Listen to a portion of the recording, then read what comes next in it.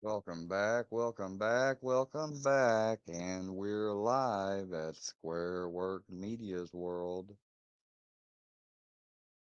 Hope everyone is doing good this evening. We had a little bit of a crazy stream, but no matter, no matter. They have to try to switch things up, y'all. But I have to ponder and to perpend sometimes on whether or not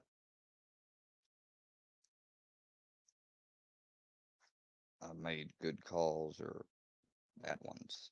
And, I've made some bad calls. I've thought that on more than one occasion. Trusting certain people way too soon, feeling as if you know, I can be 100% comfortable with them. There's a lot of things this fucked up situation has you know, brought to the forefront, I guess you could say.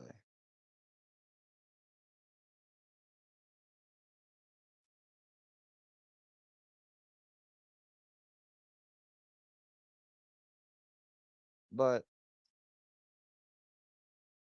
these people trying to mess up and ruin people like let's be real. YouTube has became and is becoming has been a, a social media platform. So me coming on here to chill and try to meet people, have as an outlet away from the regular daily life, there was nothing wrong with that intent.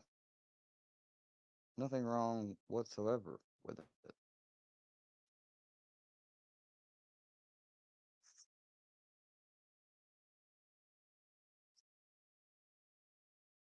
What became wrong about it,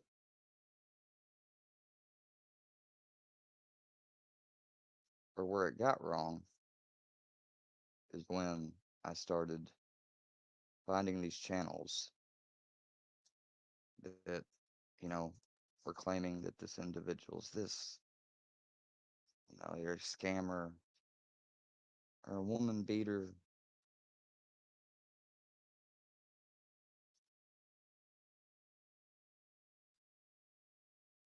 And some of the things that certain people did, it didn't make it easier to see things any clearer.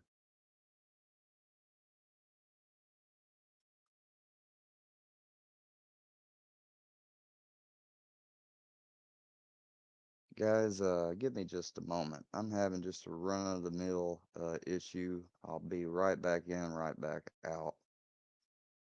It's nothing like I've been having currently. I know this is a program thing. I'll be right back.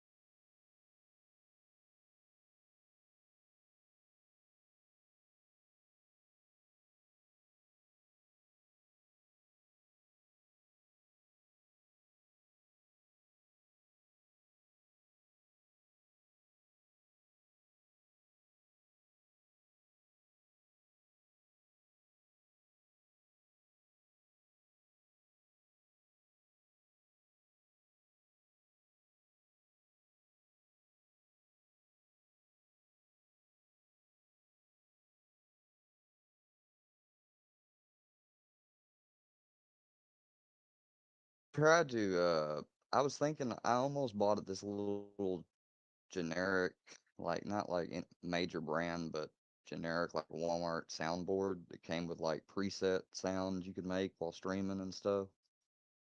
But I didn't. The reason I didn't,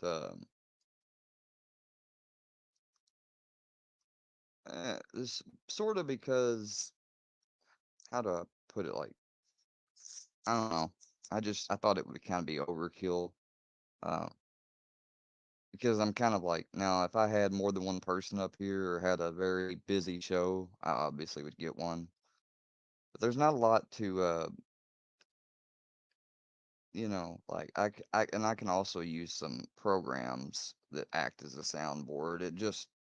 It would be easier to have a physical one, because you have the buttons to press. It's plugged up USB, plug and play, you know. Whereas if you rely on a program like the little sound effects thing on here, StreamYard, whenever I'm streaming video, I, I don't.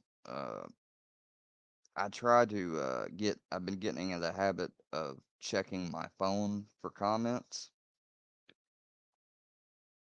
because whenever I have a video going, I have to have my virtual camera on, so it's at least, it's shitty quality, but the frames are at least 24, 26 a second. I know because I've tracked them. And that's the reason why you see my screen like this. And I do this because if I don't turn this on to show the screen, it's not going to run as smooth as if I just shared it. So I have to share the audio through StreamYard, but I'm actually showing you the screen through a virtual webcam. So I know that may be confusing to some, but that's basically how I have to stream it. What's up, Bird? Logic. You can call me Square Logic. I mean, when people say my first name, usually they say it because they're doing it with that intent to fuck with me. You know what I'm saying? I'm not saying you are. I'm just saying in general, if you would. Uh,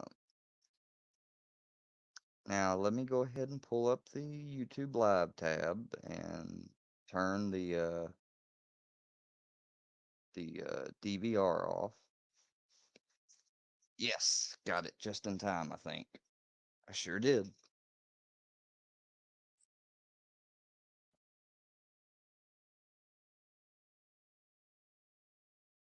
Let me pin this link. How's everybody doing this evening? I just got out the shower, messed around with Brownie, ran him through some homework, gave him a treat, a bone, sweet potato bone, chicken bone. Oh, fuck, man. I forgot to put lotion on. Hell, I'll do it in a little bit. Sometimes I can't. No, I'm sorry, guys. Hold on. I gotta put this lotion on. Otherwise, it'll be bugging the shit out of me.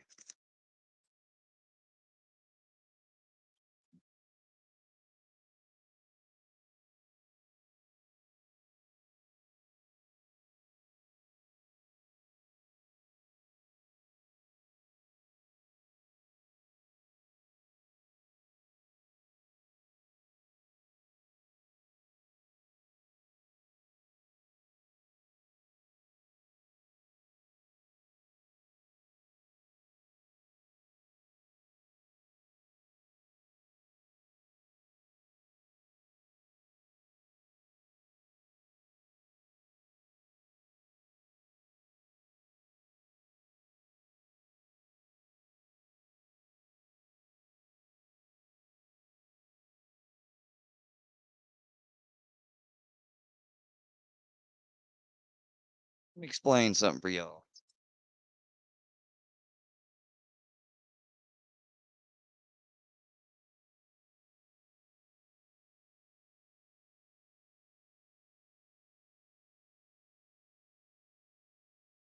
The reason why these people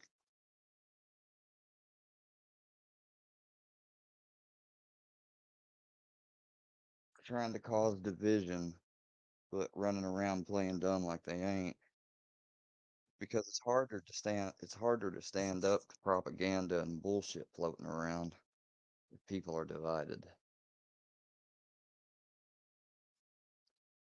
Now I'm just gonna run through some regular. Oh, I got it on. I usually just put lotion on my hands because if I don't, I can't stand the texture in my upper arms. But I usually don't worry about putting lotion on my legs and stuff. Sometimes I do. I put the THC CBD balm on my right leg.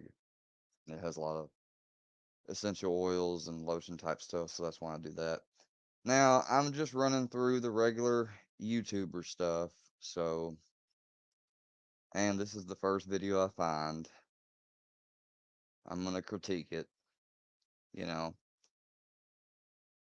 me and somebody earlier today we talked about kind of pretty much everything, and he came up in conversation. Gotcha, man, did. Me, I'm not sure what it was or what it is, rather.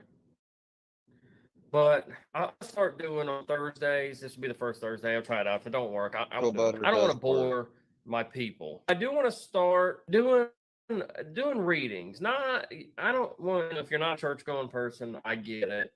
But I want to start reading certain scriptures, articles, whatever. I want to really start sharing deeply with you guys. So today's going to be episode 1 of that. Let me know if it's something you like. And if you want me to keep doing it, if not, it is what it is, but it's worth a shot. Today, I was feeling so nostalgic. And I think if YouTube analytics are correct, then the majority of you guys that watch me are, around the same age as me, 80 babies that grew up in the 90s and probably listen to some of the same rock or whatever. Man, I went back in time listening to this old album right here. It's a rock album. I don't know if you guys remember or not, Dick and Park, the Hybrid Theory album, but I'll play this first, a couple of the tunes that I like the best on it, and then let's get into that reading. Crawling in Eugene, Westlake was hard as steel. Then he just The fuck, man.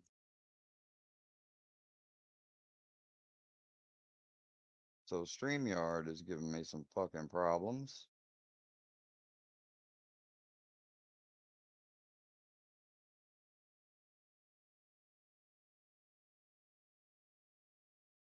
Hey, finally. go into the woods right here. Oh my God, wasn't that a hit? Crawling? Man, I mean, we would sing it for hours whenever I was a kid. He got you on your knees so you could just come slurp it, consuming his dude thing. And what was the other song? Yeah, Hide the Thumb. Don't know why you are messing with me for having a past of messing with these dudes. Called by the shelter, yo. We were called by the shelter, yo. That one time with Westlake was just a mistake. Oh no. Called by the shelter, yo. We were. What a band. By the shelter, yo. I played hide the thumb. I think John can hear, but his hole's so tight, so much more. Thank you all for your patience. I will get started momentarily. So bring it on, Crack Squad. I'm bringing it, sir. Chill out. Bring it. Today we are going to read the word. I mean, this is kind of look. Gotcha Man can be funny. Don't get me wrong, but yeah, him siding at first with PBR and calling out the Ryan stuff, and then reversing like he's kind of almost his kind of story, or not his story, but the way that he's went on YouTube here kind of lately is almost kind of similar to AD. You know what I'm saying? Of one Douglas Lindsley. Goodie spot. Folks, that is going to be at chapter No. 3, verse 9. Goodie spot. I'm going to start at, Your Honor, if it may please the court. if y'all would like to follow along, vote for Mike 12 Point. Yep, it's voting season. Absolutely. On or about May 4th, 2001, around 1:20 a.m., this officer who's giving his spoken word here, folks, that is, again, an officer Douglas Lindsley. The officer was on foot patrol. You know, that reminds me, dude. You know, if somebody could get this fucker's police reports, arrest reports, because he's got some felonies. I mean, you could do the same thing that he's doing right now with that. I mean, I don't like, and gotcha, man. Don't give me some shit now. I'm just going over your video. I just don't know why, like, you're attacking PBR. Like, his point still remains the same. Like, people taking things off this platform, saying things that they do not know for a fact. They need to be specific about it. And people that are maliciously making stuff up to attack and start gang stalking, like you see, and I know you see it, gotcha, man, because you're over there hanging with them, with the Workiverse at me and stuff. It's not harmless trolling. That's what you got in the back of your mind. That's what all these people have in the back of their mind that they're wrong about. Folks, please silence your phones. Praise God. My wife used to say, my feet hurt. My feet hurt. Oh, my feet hurt. So she started coming here, praise the Lord. Feet don't hurt no more. You left your wife or your secretary? Well, either way, I don't hear about it. He was on foot patrol at the overlooked picnic area of Dillon State Park. While checking this area, officer observed two people in the woods behind the shelter house. Now, folks, what he's talking about here, when he says shelter house, he means the house of God. Amen. Bring it on, crack squad. I'm bringing it. Reading as fast as I can. You should listen. While walking towards the two subjects, the officer observed the two men pulling up their pants. Praise God. What was going on behind that shelter house. I think we can all give praise the fact that they both had pants to pull up. Give that glory to God. Amen. Amen. Both subjects' pants were down around their ankles, exposing their private parts. Upon getting to the subjects, one of them ran away from the officer into the woods. Now that reminds me of a good verse. It is in the Babylons 2:30. And he talks about being lost in the woods. He talks about what was done unto thee in the woods. He talks about the spirit of John. Into sin they would go. Praise the Lord. You still want me to bring it? There we go. The officer yelled to the subject, "Stop!" several times and had no response. The officer did get the ID from the man that was still there, as the Lord did not give him the strength to run. The Lord commanded him to stay. He was James E. Shonk. Ladies and gentlemen, that's pretty specific. After getting the ID, this officer proceeded after the subject that ran from the officer. The subject could not be found at this time. Folks, that means the fruits of his search was unfruitful. He didn't find the guy. The guy had just gotten a boost of energy. The guy was just recharged in that state park that day and was able to run. He then began to do what was right in the eyes of the law. He began writing out a summons of complaint form to Mr. Shonk, the guy that didn't have the energy to run. I believe in this instance, a Mr. Shunk gave a Mr. Runaway all of his energy in that part. I don't know how you do that. Doesn't sound like a godly act. But he must have done something to give that fella his strength. Because Shunk stayed put. The other guy said, yeah, that's me. The subject that fled from the officer came walking out of the woods as something from the heavens. The look in Mr. Shank's eyes. And folks, this reminds me of another good saying I used to always hear. Love at first sight. Amen. Praise God.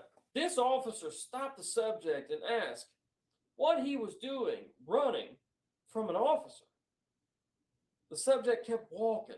This officer placed. He may call this parody, but the fact that he's doing it, pretending to be a preacher and everything, I mean, you look at that as how you wish. There's a word for it. Placed his hand on the subject's arm, stopping in his tracks, as if this could either be due to disrespect or lack of hearing.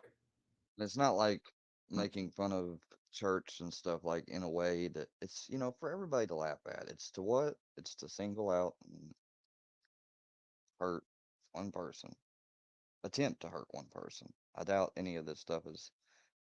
You're just giving fuel to the fire at this point. But Which is an interesting thing to bring up, because all these people that are trying to get added on as extras, something came over me, a thought did. And thinking about it, I don't care about you, Andrea. I'm not going to do anything further on Andrea, on any of these people here that's lately that, Brewski and these extras or no one's. Just, I'm going to do the bigger thing because at this point, I think I get I mean, everyone obviously gets the angle Andrea's going at, so I'm not going to do anything that basically gives to her on a silver platter for her to point at fakely and say, aha, see, look, touched him on his arm to stop him. Yeah. Amen. I'll be if you'll just put it there down on the bathroom table, I'll be out there.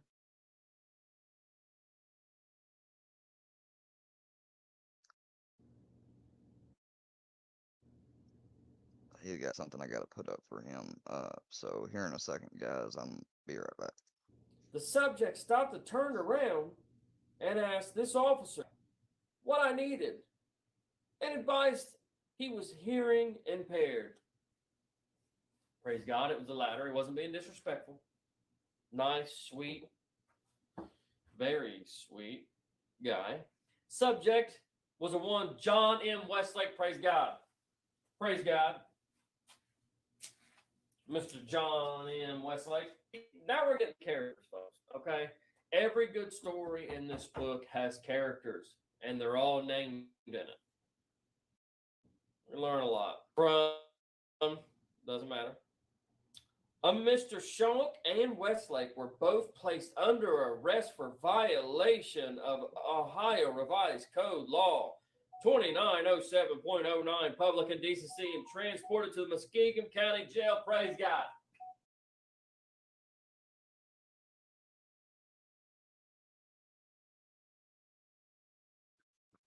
Okay.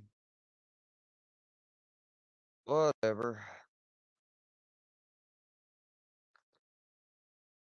See what else has been put out. I'll even look at something that's about me,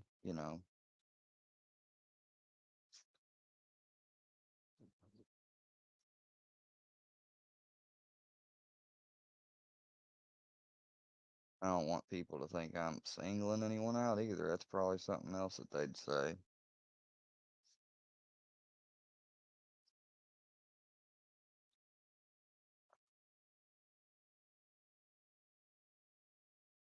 Be Right back. Let me go take care of that for my granddad. Yo, what's up? What's up, peoples? Welcome, welcome. What up, bro? I went ahead and kicked it off. We're running a little late. It's been hectic. Hell yeah. Like I ain't stopped since like noon today. Damn. So if anything's transpired, I'm lost. Yeah, I don't know much neither, G. I've been booking flights. I gotta go to fucking California 3 times between now and Christmas. I just found Really? this out. Yeah, so I had to book fucking 3 trips, bro. Fucking a 3-day trip, a 3-day trip, and then a fucking 2-week trip. Fucking a whole bunch of shit. Trying to find temps to work out there for me and shit. Fucking to paint the balls. A 3-hour tour. Hmm. Yeah, so I don't know. I've heard my phone dinging. Noticed that it was some little squizzy going live. Mm-hmm. Him and Andrea seem to have a little tiff going, huh? Oh, do they now? Yeah. Yep. Let's go see. I noticed he was live earlier. Oh, he's still live now. He's having a chill stream. Oh. Oh.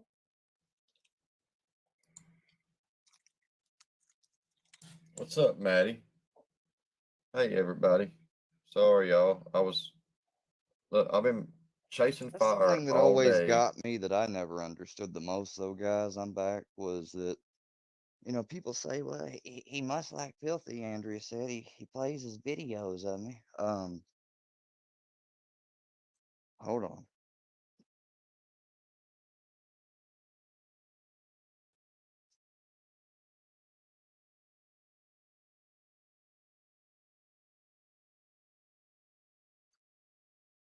All right. No, it's not that I don't like him or any of that stuff. I'll use it though. And plus, they act as if I've never played that stuff, like the videos about me on my own channel. I have plenty of times to get them recorded, to talk over them, commentate, talk about why they're talking about this or that, all that. I don't know Yo, what why. up? What up, Shun?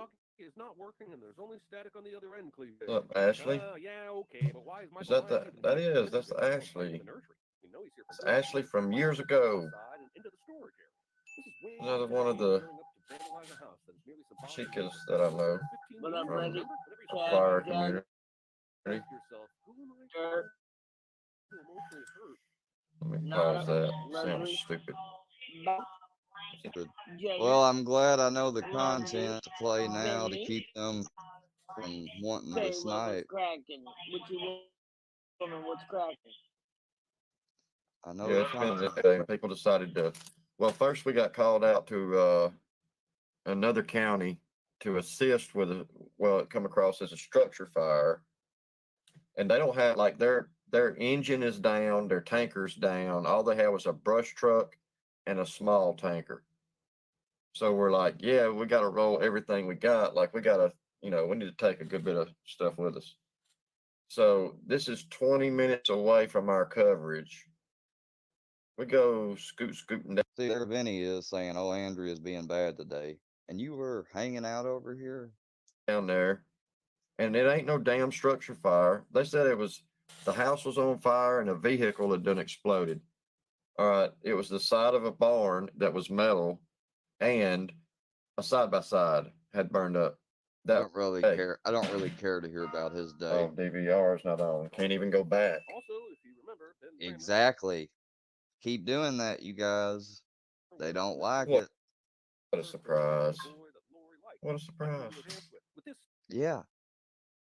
That's exactly right, JM.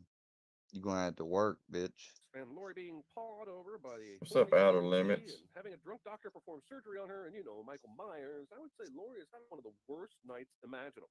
Not only is there a severe lack of patients and personnel at this hospital, but they also keep it dark as shit. That's all. bask in this hospital mood lighting. Let So me, we'll find out that this is see. the asshole paramedic guy. Me and Karen are apparently There he fucking, is. but she came in here expecting a patient, right? So how did Paramed Dick know that Karen would be in here? Yeah, I know she's a nurse, but there are other nurses who could be assigned to this room. And here's another thought. Did he kick a patient out of this room so he could have sex with her? Can't leave the kids right now. Everybody's all weirded out tonight. Square, why you watching dumb shit? Yeah, because a serial killer I'll keep doing it. on the loose in a small town is a really That's silly not dumb shit to me. It's But he's interesting. oral, Karen. Think about him It's for once. funny. All It's right, variety. let me go look. Let me see what else Square has done today, because this sounds dumb. Lori conveniently dreams about her literal past. Bruh, I have found the fucking kryptonite. Works Yeah, a today was just a long day. Oh I had my- to work. I went out to town, got another computer, fucking took Brownie out with me, had to go to the doctor. Finally, Let me do this. Hey, Gene. Hey, dumb David.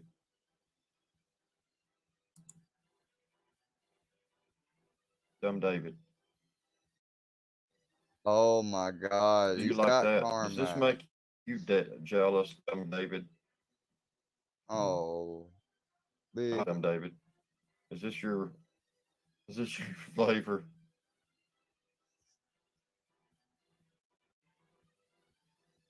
You like that, don't you, David? Dumb Gene. Dumb David. That's racist.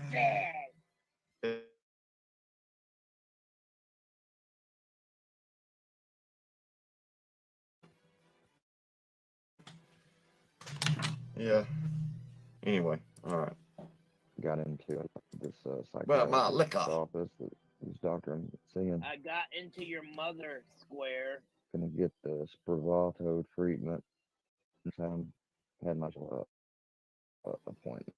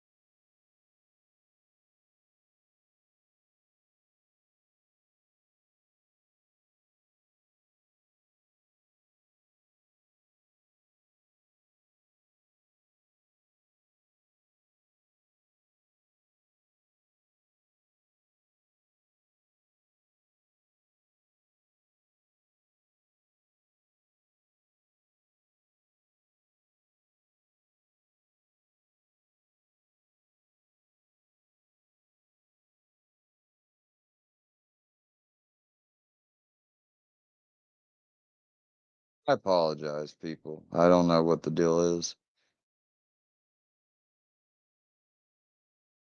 Um, I'm gonna share this instead. I think this is a little more interesting for what I want to go over. We'll go back to gay M. No offense to people that are homosexual, but he loves to call me a faggot, so I just called him that off the tongue. I usually don't ever call him that. So this is being challenged right now, and being challenged. I'm going to actually start a petition myself, and I'd like everyone to sign. It will be in my community post, so check there for the petition.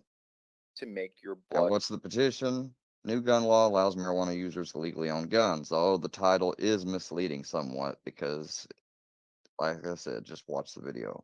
Roll footage. Oh, wait, hold on. Okay, never mind. Boyle that the prosecutors argued in court for why the law should be constitutional. Before we get there, my name's Tom Grieve. I'm a former state prosecutor, criminal. Let me let you hear it all. A federal court THC gun charge dismissed. has just struck down this gun law. And wait till the end of the video when we get to what is going to make your blood boil, that the prosecutors argued in court for why the law should be constitutional. Before we get there, my name is Tom Grieve. I'm a former state prosecutor, criminal defense attorney. And as a quick reminder, the USCCA has a secret giveaway going on right now that ends soon. Shout out to USCCA, United States Concealed Carry Association. Check out their YouTube.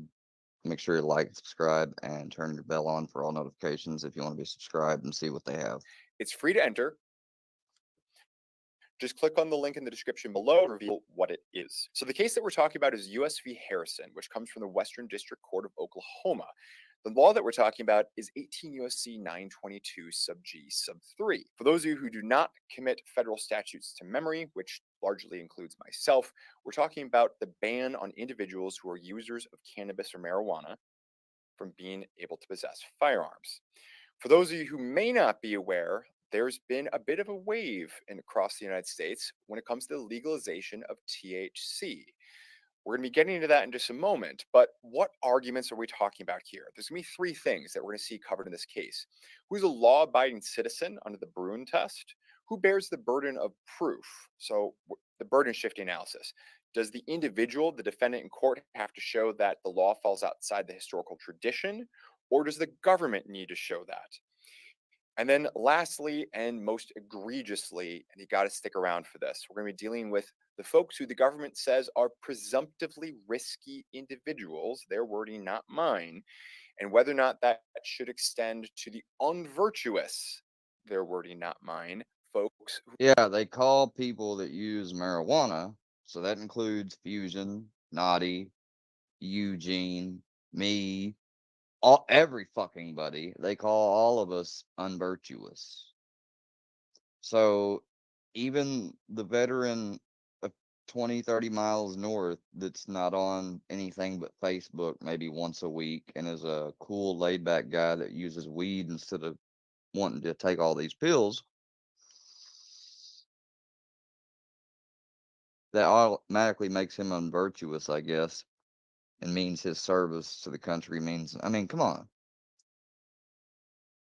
Who use THC. So we're getting to all that and more. And again, you got to stick around to hear what's going to make your blood boil, because it made my blood boil, and I really don't say that very often. When talking about the facts of the case, basically there's a traffic stop because Mr. Harrison blew a red light on his way to his job at a medical dispensary. Backup officer was summoned to the scene. There was a search of the car. There was a loaded revolver found on the driver's side floorboard, as well as a number of pills, as well as, of course, cannabis, marijuana, THC, and it came in all sorts of different forms: gummies, vapes, THC, cigarettes, and stems.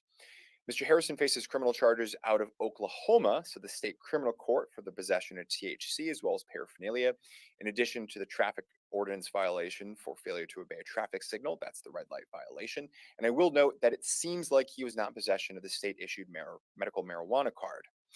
However, on August 17th of 2022, he was later indicted by a federal grand jury for being in possession of a firearm with knowledge that he was an unlawful user of marijuana. Again, going back to the federal law and the fact that under federal law, this is all illegal. I'm not going to read you the whole statute. If you want to see that, check it out in the description box below. Also, if you want to see a whole much longer detailed analysis of everything here, be sure to check it out on my channel. Just Google Attorney Tom Grieve. You'll find it there.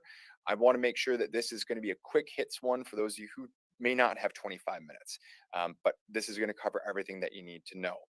So you're going to be going through different definitions in there. But again, I want to catch you up to the fact that medical cannabis is now lawful in 37 states. 37. Recreational marijuana is now lawful in 21 states. An additional 10 states have decriminalized the use of marijuana to varying degrees. Now, it's easier for me to name the 11 states where it's actually still a crime, namely Wisconsin, Idaho, Wyoming, Nebraska, Texas, Indiana, Kentucky, Tennessee, South Carolina, and Georgia. I want to give an important legal disclaimer for not only myself, but also for the United States Concealed Carry Association that, look, before you go out and possess marijuana, regardless of whether or not you have a firearm, please, please, please check your local listings. The ability to understand and research things for yourself is one of the few things we have left in this world. Don't outsource it 100% to the internet. Make sure that you check your local listings to see what the laws are with your place and time. I don't know if you're watching this video soon or in the year 2050 or something like that. Hopefully not. But of course, this remains illegal under federal law. So that's really kind of the big issue here that we're going to be dealing with. All right. So in court, Harrison argued in the federal court that, and he says, look, this is not part of the nation's historical tradition. In other words, banning users of a Schedule 1 through 5, which is technically what the law does, is if you're an unlawful user of any controlled substance. So whether that's a Schedule 5 codeine-laced cough syrup, or whether it's a Schedule 1 cannabis, methamphetamine, heroin, you name it, doesn't matter if you're an unlawful user of or addicted to, no go. The government basically says a handful of things. Number one, they say that Harrison is actually not a law-abiding citizen, and therefore he is not protected by the Second Amendment.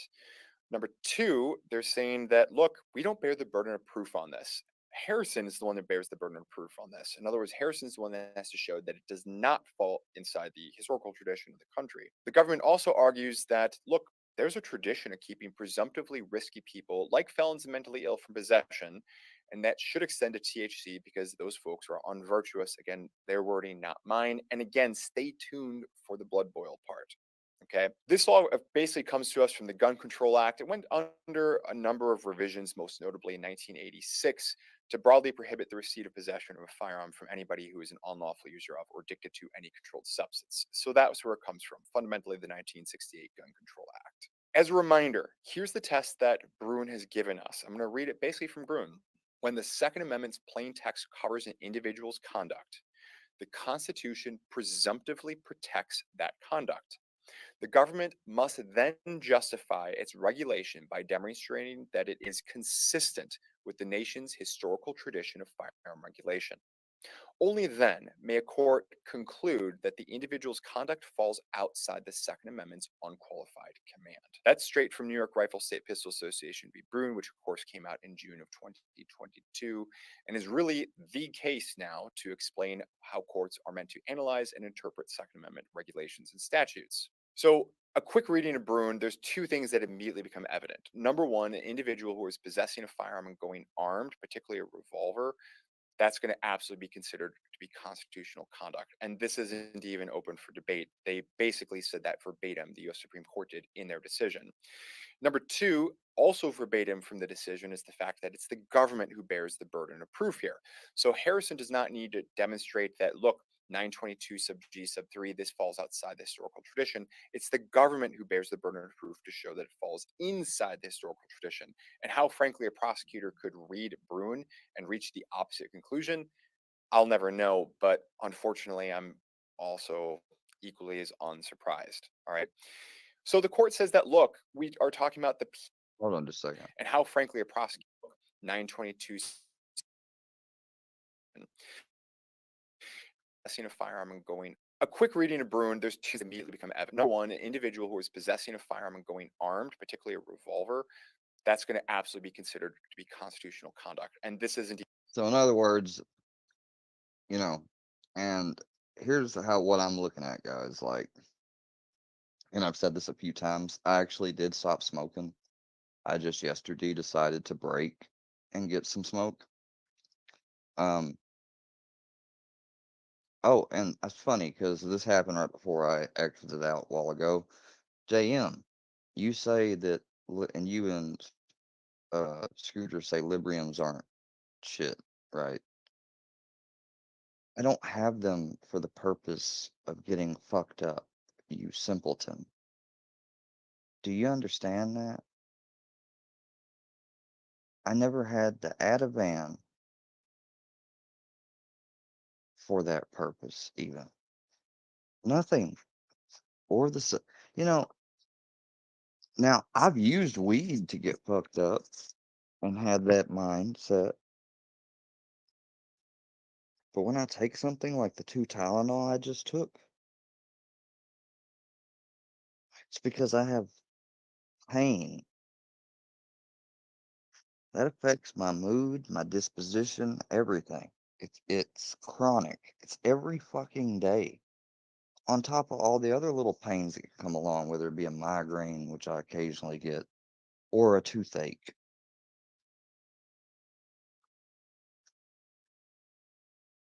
I wish honestly they'd never made Suboxone because that shit has fucked my teeth up. There's no doubt about it. It's just too coincidental here. Not long after being off the shit, that I've got this is like the worst tooth pain I think I've ever felt before.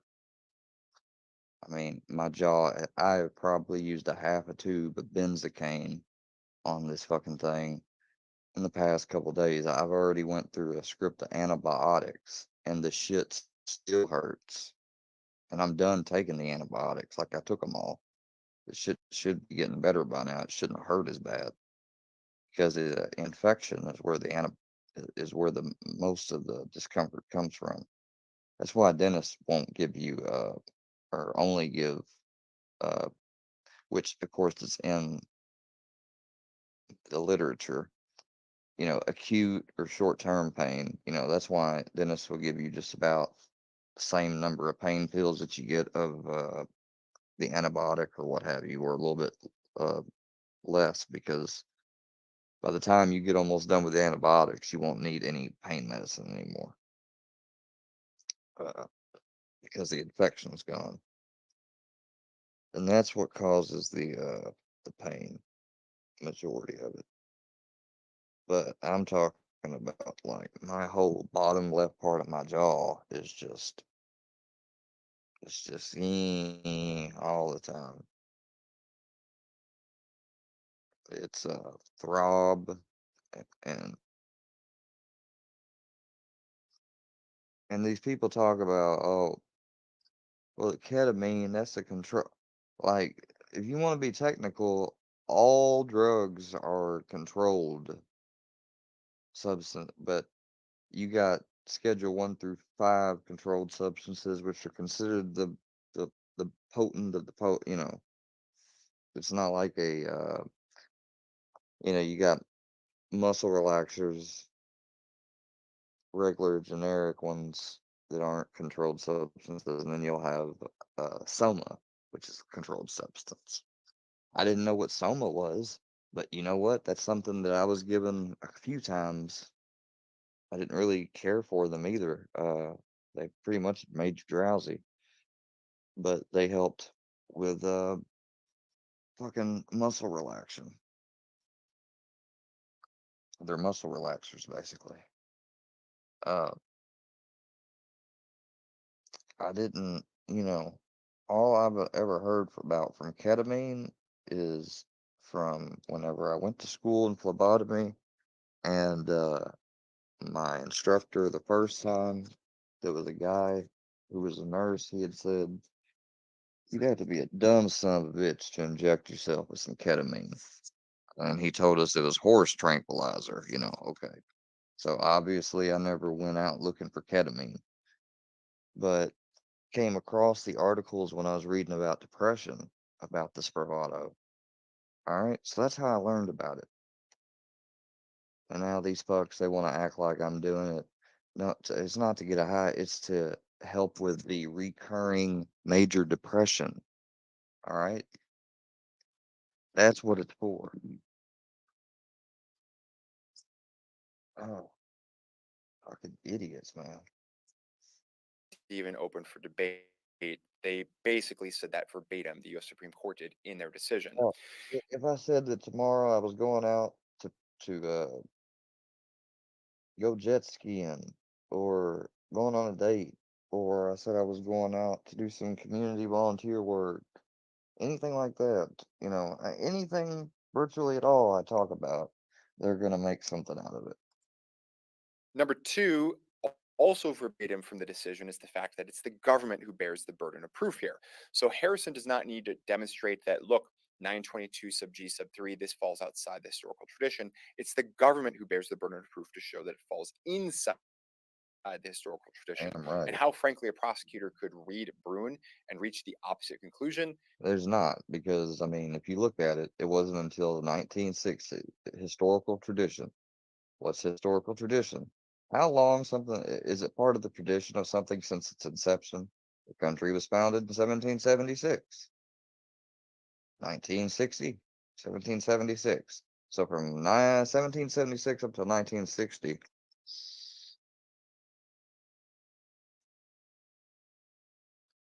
it didn't matter at all when it was shall not be infringed. It was pretty fucking plain English, clear.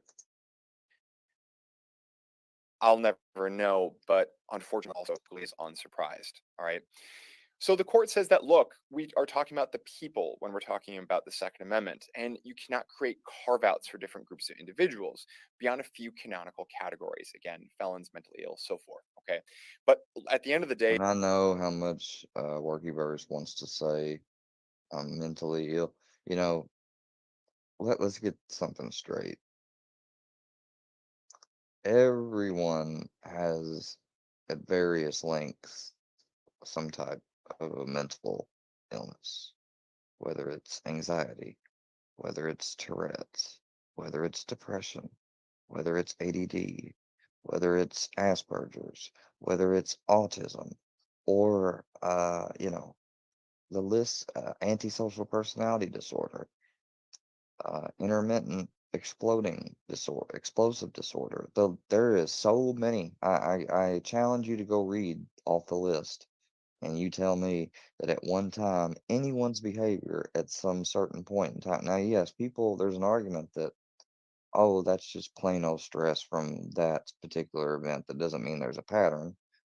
There's a lot of truth to that statement, but something you see an individual exhibit in a pattern like way that's described in there, which I think everyone can say, maybe not everybody, but most people can say, "Well, my thing is this." Everyone usually has a certain thing.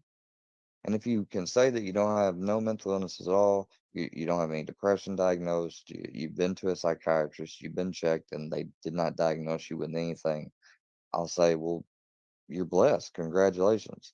I haven't met that person yet. Not going to a psychiatrist ever, or having to ever go to a mental illness or a mental ward doesn't count as either, because there are plenty of people walking around out there undiagnosed, and that's because they just never happen to get into situations where they get diagnosed.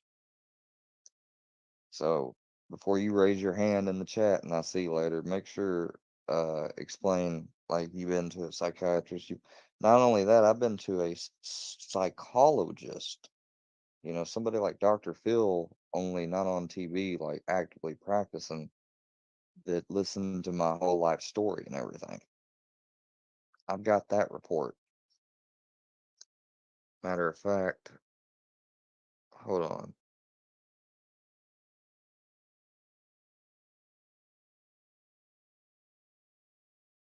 Just a second. I've read it before on here.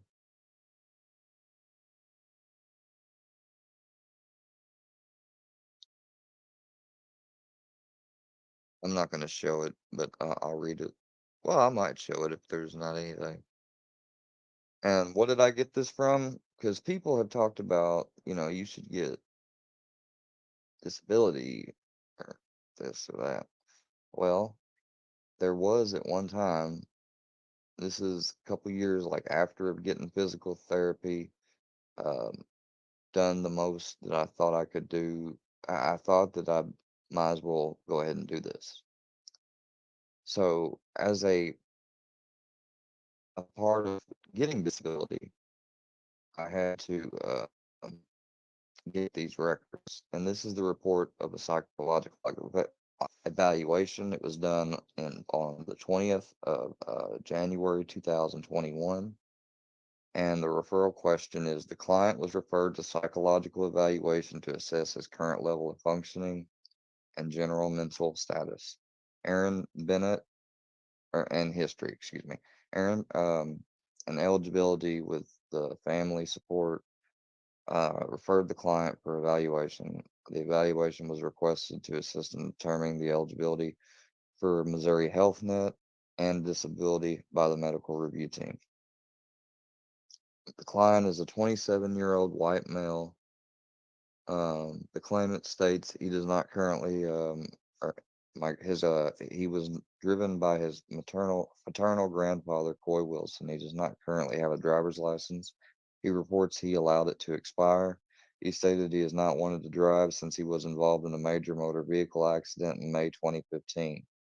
Information for this evaluation was obtained from the client, who appeared to be a reliable informant. Presenting problem, the client began by reporting that he suffers from major depressive disorder, a generalized anxiety disorder, and has been told he may suffer from some PTSD. He also reports he has had a history of problems with pain, as well as chronic pain syndrome from degenerative disc disease and bulging herniated disc complications, as well as an opioid dependence from being prescribed pain medication. The client reports he has had ongoing problems with depression related to his present life. He reports because of his various injuries, he's no longer able to do work as long or engage in activities he once enjoyed. He expressed his feelings of sadness, helplessness, as well as haplessness. He finds he just simply does not have a good direction as to what to do next. He expressed he will feel down and not want to do anything. He also reports he finds himself feeling uncomfortable when in crowds or around new people. He does not participate in activities with others like he once did. The client states he has had ongoing problems with chronic pain, point to that he does not go out as much as he would when he was active and younger. He experiences pain in his lower and his upper back. He describes the pain as a constant, dull, aching pain that can sometimes be sharp. He reports the pain in his right leg as he suffered a broken femur and had to have a rod placed in his leg. He has problems walking, and this was observed by myself before talking with the patient. He cannot be up on his feet for long periods of time. He is currently seeing Williams, the blank, as his primary health provider. He is currently he sees her once every 3 months. He is currently being prescribed duloxetine, 60 mg, twice a day, lorazepam 1 mg 3 times a day as needed, and Suboxone 8 mg 3 times a day. He is also seeing blank as his primary care or healthcare provider. He reports he is not receiving any counseling or psychotherapy at this time. He reports he typically sleeps 5 hours a night. His appetite he described as okay. He lost 60 pounds in the last 2 years. He reports no use of alcohol. His last drug use was in November 2020 when he smoked some cannabis around Thanksgiving. Relevant history. The client states he was in a motor vehicle accident in May 2015. He was driving home from Kennett. He reports Kennett, Missouri. He reports his vehicle was T-boned by another vehicle and he suffered a broken right femur, broken right knee, and lost consciousness. He apparently was then life flighted to Memphis, Tennessee. He had to have surgery and a rod was placed in his right femur. He believes he was hospitalized for about 1 month. He then received outpatient therapy in Dyersburg, Tennessee. In 2016, he was involved in another motor vehicle accident. Apparently, the medication he was taking led to him having a blackout. He reports he woke in the emergency room in Haytime, Missouri. and he had broken his sacrum. He had problems with pain since then. In December 2018, he reports he took kratom, an herbal medication. Kratom reportedly has psychoactive properties and opioid compounds in it. He apparently had an episode where he was down in the basement of a friend's house that he took care of. He's a caregiver. He became suicidal while there that night. He reportedly smoked some cannabis and had taken some kratom capsules from a friend that he believed from according to the when he was in ICU to have been laced with the amphetamines. He had cut on his arms, legs, and his neck, as well as the groin area. He did call his grandparents for help, and they called 911 when the authorities arrived. They found him bleeding, and they took him to the emergency room in Kennett.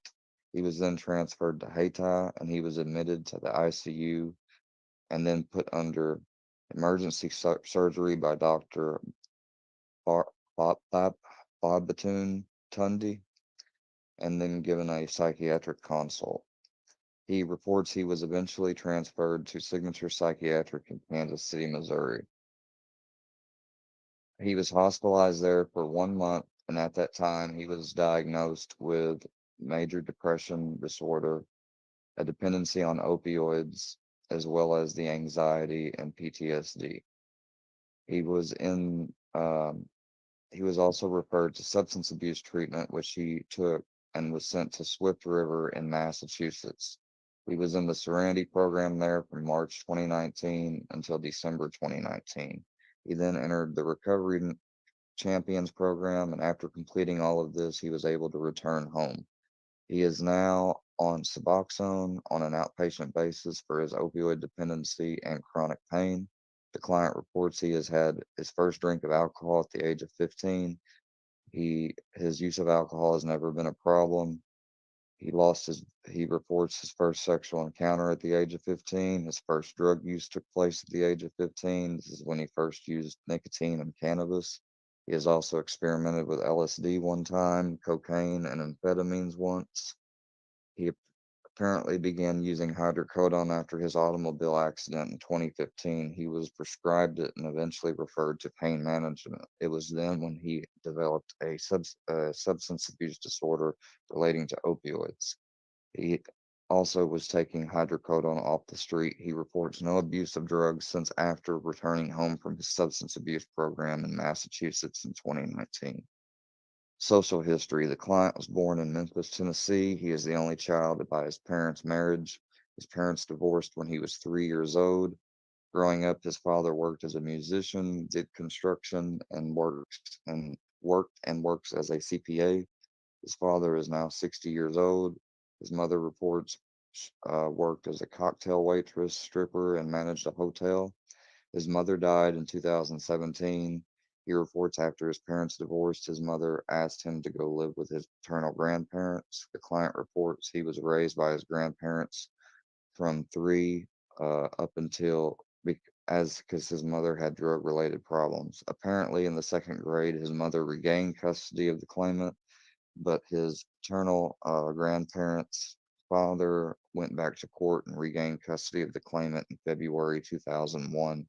The claimant reports he does have an older half brother by his father. He reports his half brother at times was physically abusive towards him. The claimant continues to maintain a good relationship with his paternal grandparents. The claimant completed up until the 11th grade was when he had started. He quit school. He reports he dropped out because he found it too difficult to keep up with the social dynamics and being bullied. He recalls being in regular classes. He did participate in band and ROTC in the 9th and 10th grade years. In 2014, he obtained a high set certificate, high school equivalency. He reports he has also completed 13 hours of college credits. He has no other formal education. Client's employment has consisted of working at a pup scouts dog boarding facility for approximately 7 months. He has worked doing home health care as an aide for a Mr. Jack Turnbow for 3 years. He then worked at a Sudsy car wash and began doing home health work for a Jason Hill for 2 years. He was last employed part-time to another individual doing private home health care. He stated he worked about 1 month ago. He did some odd jobs because this was at the time I saw was not he wasn't in town in January, so I didn't work for him that past month because that's gonna come up from fucking the Workyverse lore. They're gonna be like, huh? Continue on. Since 2015, the client has worked with a Mr. Saul Astrachan of Kennett, Missouri, doing private home health care. However, he has not worked much since he's returned home. The client reported that he had been married one time. He was married in 2012. They, however, separated in 2013. His reports his wife belongs to the Church of Scientology. He states that they're still married but do not live together as they are not compatible. There were no children by the marriage. The client is not dating or seeing anyone currently. If I didn't say, I don't know, I may have skipped over it. However, they separated in 2013. The client currently lives with his paternal grandfather and a friend. Listen to this. This was a friend of mine. I'm not going to say his name though, second thought. But I had a roommate who is 28 years old. The client generally spends his day doing stuff around the house, and he will pick up the trash, and he does work odd jobs for a friend in Caruthersville, Missouri, whenever he is not in Kennett, Missouri, helping Mr. Astrachan. He will go shopping. He does not normally do any heavy lifting because of his back. He does cooking, he reports, though mostly microwave and fast and food eating out. He reports him and his grandfather will usually go out to eat on his grandfather's behalf. The client states he does attend a church, but infrequently. He reports he is a member of the Masonic Lodge, but has not attended any meetings or functions since he has been back from treatment.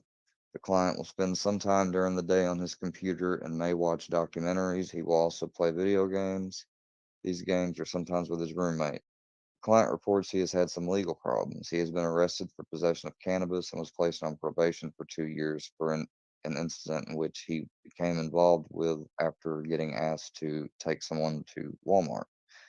He has also had a misdemeanor charge for theft under $500. He reports no other legal difficulties. Mental status exam. The client is a 27-year-old white male. He's approximately 5'11" in height and 133 pounds. At the time of the evaluation, he was casually dressed in a black jacket, a brown long sleeve button up dress shirt with the shirt tail out, tan jeans, and black shoes. He ambulated slowly, walked with a cane in his right hand. He was clean shaven except for a thin mustache. His eye contact was fair. His speech was clear and discernible. His organization of thought seemed logical and coherent. His mood and affect seemed appropriate and incongruent. He was cooperated and agreeable during the evaluation. A Follenstein mini mental statics exam was administered and the client obtained a score of 30 out of a possible 30. A score of 23 or less would suggest the need for further assessment. The client was oriented to date, year, month, day, and place. He had no difficulty with the immediate or delayed recall task. On the attention and calculating portion of the exam, he was able to complete serial sevens and spell the world backwards correctly. No abnormal mental trends involving delusions or hallucinations appear to be evident. His thought content was devoid of homicidal, suicidal ideations. Diagnostic impression, major depressive disorder, unspecified, recurrent, unspecified anxiety disorder, opioid use disorder, severe on maintenance therapy, chronic summary and recommendations. That's only mental stuff that it wouldn't have chronic pain.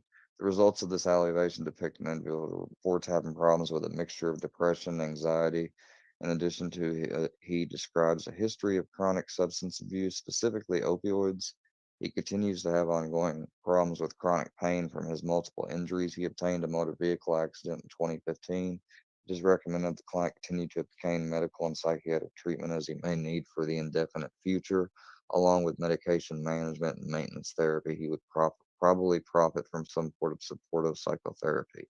In therapy, besides maintaining absence, he preferably profit from a treatment approach that emphasizes taking greater responsibility for his own actions, which would reinforce the benefits of long-range goals as opposed to short-ranged hedonism. Based on the results of this evaluation, the claimant appears to have a mental disability, but also a substance abuse problem with dependency on opioids. It is likely his mental health issues do interfere with him from engaging in gainful activity on employment, which is age, training, experience, and/or education would allow him to perform. The expected duration of disability upon his current mental health is estimated to be 12 months to 24 months. In regard to his various physical complaints, these will have to be evaluated by qualified healthcare providers to determine if he meets the criteria for a physical disability. And then what? Signed, licensed psychologist, and then what period of incapacity would then be criteria for a physical disability and what that. Please note this is dictated using naturally speaking voice recognition software. Okay, so that is my evaluation from 2021 to 2023. All right, so let's go over some of the things that it reinforced.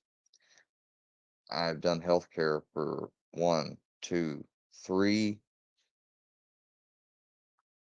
people that were private in the sense that they weren't hired through a public company. And because of that,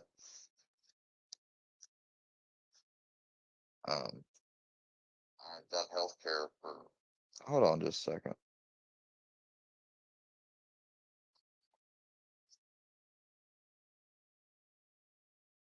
All right, my bad. So I've done it for 3 people. One was 2 years, or excuse me, one was 3, another was what, 2, and then Saul, you've got basically 7.5, like 7.5. So 7, 8, 9, 10, 11. That's about 11. And then if you add my home health, public, worked in a business with clients I can't name due to HIPAA, all 3 of these clients that I mentioned that I've talked to, they, you know, the other 2 passed away after I'd been not working for them any longer. So you can't try to blame that on me. But they try to even say, because said on a stream when I found out Saul had passed, that the last few days I'd went by to check on him as he had asked me to as part of my duties, and no one came to the door. And that is because the way he said it had it arranged, he didn't want me to be the person that found him if it came to that. All right, and I was told that later on because I felt really bad about that, and I was told not to. I specifically had you know, something that was written to me from Saul that was given to me at the end. So I don't have any guilt, you know, on that. I feel bad when it comes to other things about how I was in my life, uh, hoping that, you know, I didn't embarrass myself too bad back when I was sick. But to put it this way, yeah, so he thought that I had a mental disability. But my point going back to this whole thing, is we're sitting there talking about guns on this video. He is, the guy on the screen, is mentally ill does not count as the same.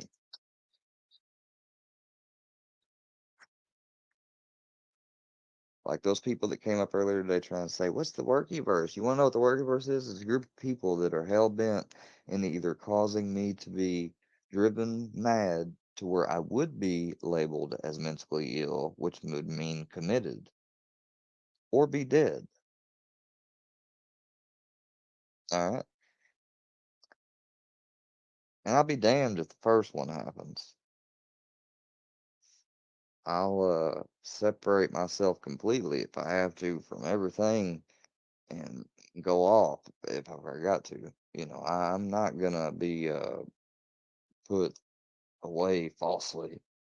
or get driven mad, I'll just chuck my computer out, sell it, return it, whatever. I still got the receipt. I'm gonna change my number, and I don't have to worry about giving it to Andrea this time. You want to get a hold of me, you got to get a hold of me on Instagram. My number is not going to be known too much longer.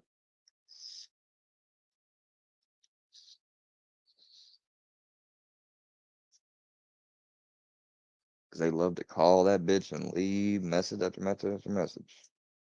The court goes through a lengthy analysis and concludes that, look, the people are absolutely protected. This is actually protected conduct, i.e., carrying the revolver while going armed.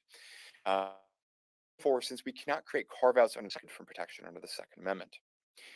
So the next thing that the government gets to is they argue that there's actually 7 historical laws that they believe are directly analogous to 922 sub G sub 3. What are they? And therefore, look, 922 sub G sub 3 falls inside the nation's historical tradition. And I think those laws basically fall into 3 different categories. Number 1, individuals who are intoxicated. Number 2, folks who've been convicted of a felony. And number 3, people who are mentally ill. I'm going to briefly cover each one of these. If you want, again, the longer analysis, check out the video on my channel.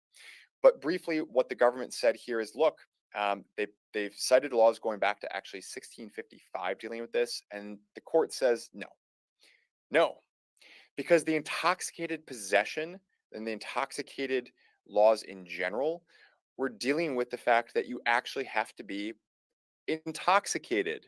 It's not like if you have a drink on Saturday, you're not allowed to possess all week, which is in essence what 922 sub G sub 3 does. You're not basically stripping the whole Second Amendment because someone occasionally drinks alcohol, which is exactly what it would need to be in order to be analogous and therefore have 922 sub G sub 3 fall inside the nation's historical tradition. In other words, these are 2 completely different things. The court also does a further breakdown analysis of all the other laws to go through why each of the 7 absolutely does not put 922 sub G sub 3 inside the nation's historical tradition. So the court throws that out as well.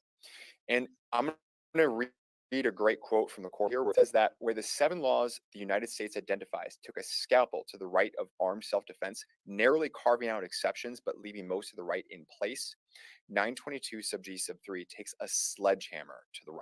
So we get briefly to the description of felons, where the court basically draws a distinction between the fact that on the one hand, the law prohibiting individuals who are felons from possessing, which the Supreme Court said basically this is going to be largely good to go and falls inside our tradition.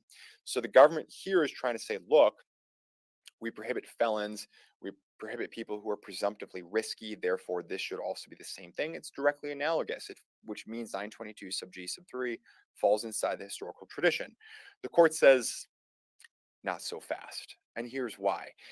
They draw an important distinction between somebody who engaged in felonious conduct, was caught, investigated, arrested, charged, had an attorney, went through due process rights, had the right to a jury trial, was convicted. That is an entirely different fact pattern from somebody who was allegedly engaging in conduct that may or may not be a crime, depending upon which state you're in. Again, federal law is federal law. But as a result, with, in essence, no due process rights, you've now been stripped of a constitutional right of your Second Amendment. These are not analogous laws, and therefore the prohibition against felons and which, if you're following the law, like I am, to the letter, then right now, if you are medical or marijuana patient, or hell, even if you take certain prescription medications, even, you cannot possess a firearm under the federal law. But this court, and hopefully more to come, will immediately get it changed. Watch. this law, 922 sub G sub 3, they are not directly analogous. Next, the government turns to, and again, we're going to get to the part that's going to make your blood boil in a moment, so stick with me here. We're going to get to the fact that the government's citing to individuals who are mentally ill. And the government cited to a number of different laws, and I'm going to use their wording, not mine, where they basically pointed out that most of these laws deal with people who are quote unquote dangerous lunatics. Their wording, not mine. Keep in mind, a lot of these laws are quite old. So basically, the court analogizes and looks to the fact of, look, virtually all these laws that deal with historically, not maybe modern laws, but historical mentally ill laws, which leads to the deprivation of 2A rights. We're dealing with people who have a propensity towards violence. And the court points out that the almost 400,000 Oklahomans who use marijuana under the state law authorization, how are these people dangerous lunatics? And in the court's view, this is a bridge too far. Great movie, by the way. But this is a bridge too far and says, look, this is not directly analogous. If you stayed with me so far, congratulations, because now you get to see the type of arguments that you are going to get to suffer through for maybe a decade plus. Next, the government really goes into the garbage bin of history. And they say, look, you know what else is part of our historical tradition? How about those laws that prohibited slaves, freed slaves, Native Americans, Catholics, and loyalists from being armed, stretching back to the 17th century? Well, fuck me, bruh. Did y'all see that shit? Hell to the fucking no. Hell no. Like, like, no offense at all, but I did not expect to see slaves, Native Americans, Catholics, and loyalists going in the same sentence. But fuck, hell no. Stretching back to the 17th century. Right. That's how desperate the government is. And USCCA, we told you about this. We went all the way back and analyzed the Bruin decision that, look, this was going to be coming up. And here we are. So importantly, a couple things. Number one, there's been a long, going back to 1871, there's been a case law tradition in the United States where we have said, by that I mean the U.S. Supreme Court has said that the First and Second Amendments in particular recognize pre-existing rights.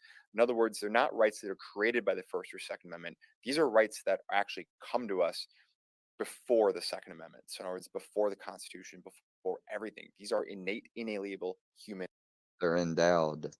rights. So that the second thing is, and it's cited right in the Bruin decision, is the fact that, look, when it comes to interpreting the Constitution, not all history is created equal. In other words, don't come to us talking about laws prohibiting Catholics, African Americans, or Native Americans and loyalists, and basically dispossessing them of any constitutional right as now being valid for why we should be able to strip them their free speech, or Fourth Amendment, whatever it is that we're talking about right now. That was dumb. No good. Thanks for trying. All right.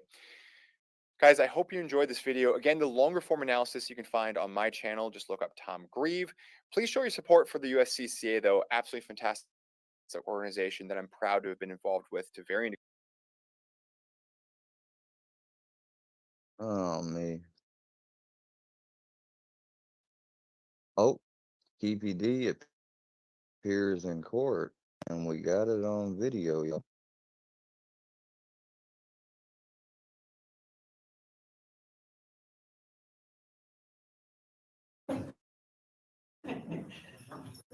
I'm happy to switch to the thing.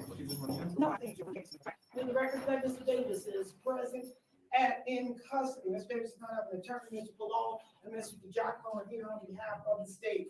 Mr. Davis, have you been able to retain the services of counsel? No, ma'am.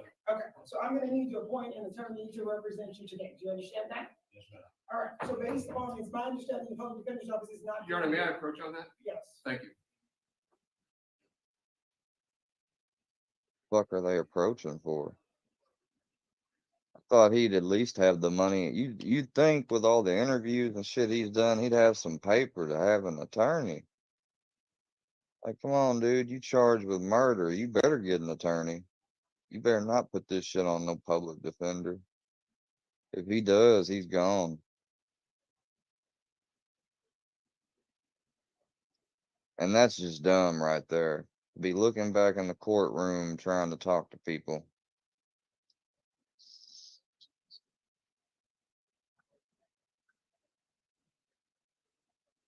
Giving the thumbs up like, oh, it's all going according to plan.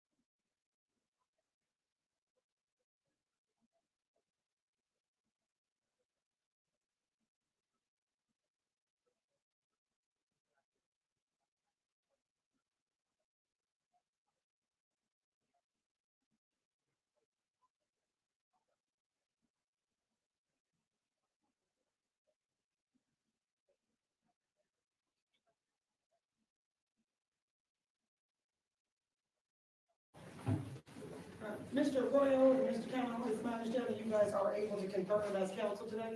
That is correct, Your Honor. Okay, have you had a moment to speak with Mr. Davis about your agreement? We did, Your Honor, this morning. Okay, are you prepared to go forward with your agreement? Yes, today, Mr. Okay, Davis. before we get to that, we have one thing. Are you guys taking this to death review? Yeah.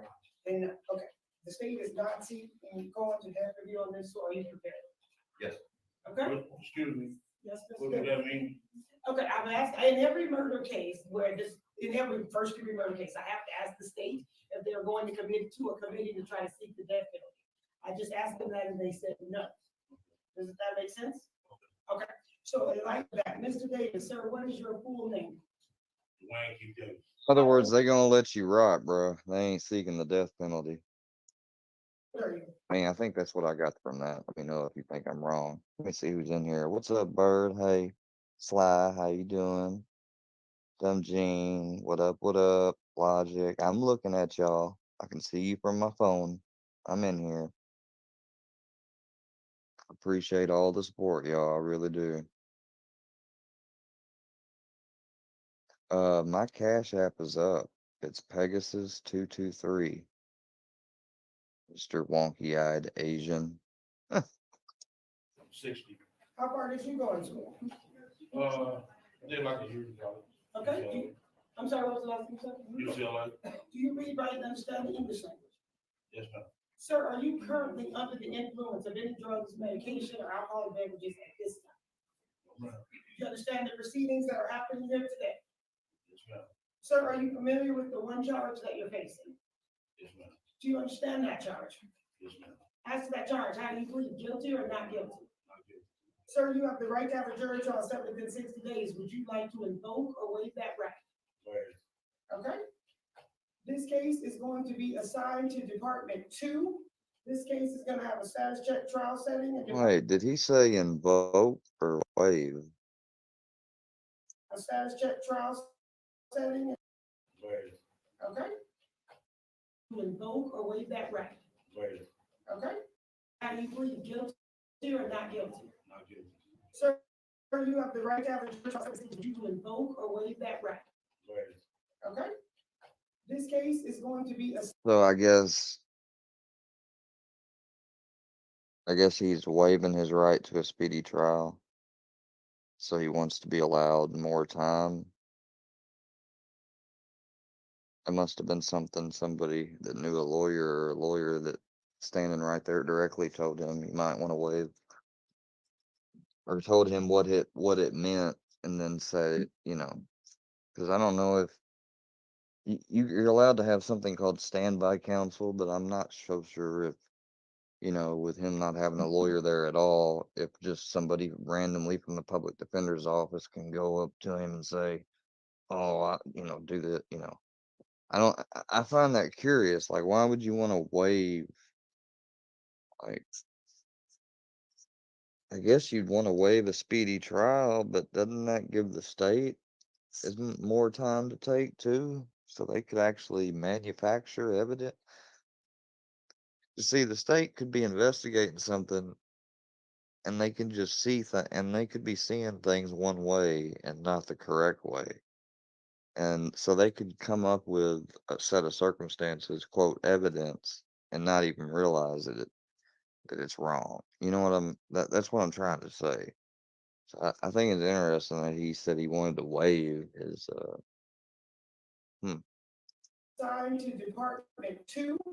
This case is gonna have a status check trial setting in Department 2. That date is? November 7th. Thank you, Your Honor. Okay. Thank you. Yes, sir.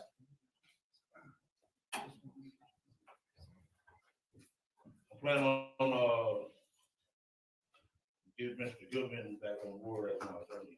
Okay, sir, if you choose to do that, Goodman knows how to substitute in, and that can be done at any time. But for today's purposes, to get this case moving, the special public defender will be appointed to represent. Okay? Thank you. Thank you, guys. Thank you, Your Honor. Mr. Lopez, you ready? Did you have anything else? Okay. Mr. Owens, are you ready? I am. Okay. Okay, so you are. Larry Brown, page 13 of it. Okay. Go to page 13. Just 1 second, Mr. Clinton. Okay, what I'm gonna do is make a quick statement. If there's a couple of questions, I'll take a couple of questions. Okay, 3, 2, 1. Okay, so today was pretty much just a formality. It was making sure that Mr. Davis had a lawyer. The case was continued a couple of times because there was an initial thought that he was going to hire Who's throwing up gang signs in the back? They're like, oh yeah, there's the cameras, y'all. Look at this shit. questions. I'll take a couple of questions. Okay, 3, 2, 1. Okay, so today was pretty Hey, Hubert ain't much just dead. a Hubert ain't dead. Hubert ain't dead. Ho. formality. It was making sure Look, he like, what's that up? Mr. Davis had a Yeah, got that. I don't know what he's throwing up. Really, lawyer. The case they was throwing it up continued a though. couple of times because there Ah, was an initial thought that he was going to hire a private lawyer, but that didn't work out. So the Office of the Special Public Defender was appointed, and he entered a not guilty plea. And this matter will get a trial date when it's set in front of the actual trial judge, which is in a couple of days. He did waive his right to a speedy trial, so I expect the trial date will be set sometime next year, and that's good. I think everybody wants this case to proceed through the criminal justice system. The prosecution certainly, and certainly Mr. Davis will have his opportunity to present whatever evidence he wishes to, and that's the way the criminal justice cases proceed through the criminal justice system. We've heard the newly appointed defenders speak for Mr. Davis, say there would be no death penalty in this case. That's a decision you make, isn't it? It is a decision, and this is a case that I and the committee discuss, and we determined that this was not the kind of case that should proceed with the seeking of the death penalty. Will you share with us what the thinking is on that? The thinking is that every case is unique, and this is a case where we didn't feel it was appropriate to seek the death penalty. There was comments from don't agree with that. speaking for Mr. Davis last time, spoke about weaknesses in the prosecution. They're almost kind of alleging that Tupac was just as bad or dirt. So it's yeah, I really don't like how that sits. There's always two perspectives in every single case. They're just not. There's They're the trying to make the perspective from case easier to prosecution, and there's prosecute, the is what it perspective from is. the defense. That's why we have a criminal justice system. That's They why we know have going jury for a trials, death so penalty that would be. both I mean, sides I don't can see present why, their because sides of the if he's story. found That's why we guilty, have a jury system, don't they and a jury usually will decide the have ultimate to outcome. also do a separate vote for the death penalty? So why couldn't they do that? And then if they didn't get it, they didn't get it. They could at least have given it a shot. His statements against him. Oh yeah, Of he's got a course, bunch of I statements discussed with my that they'll team use against him. all aspects of the case, the strengths and weaknesses, the types of evidence. So of Oh, course I've that's spoken with them. What is that? He's gone over a choreographed rehearsal almost with people in the prosecution on this case. That's how much prosecutors prepare for it.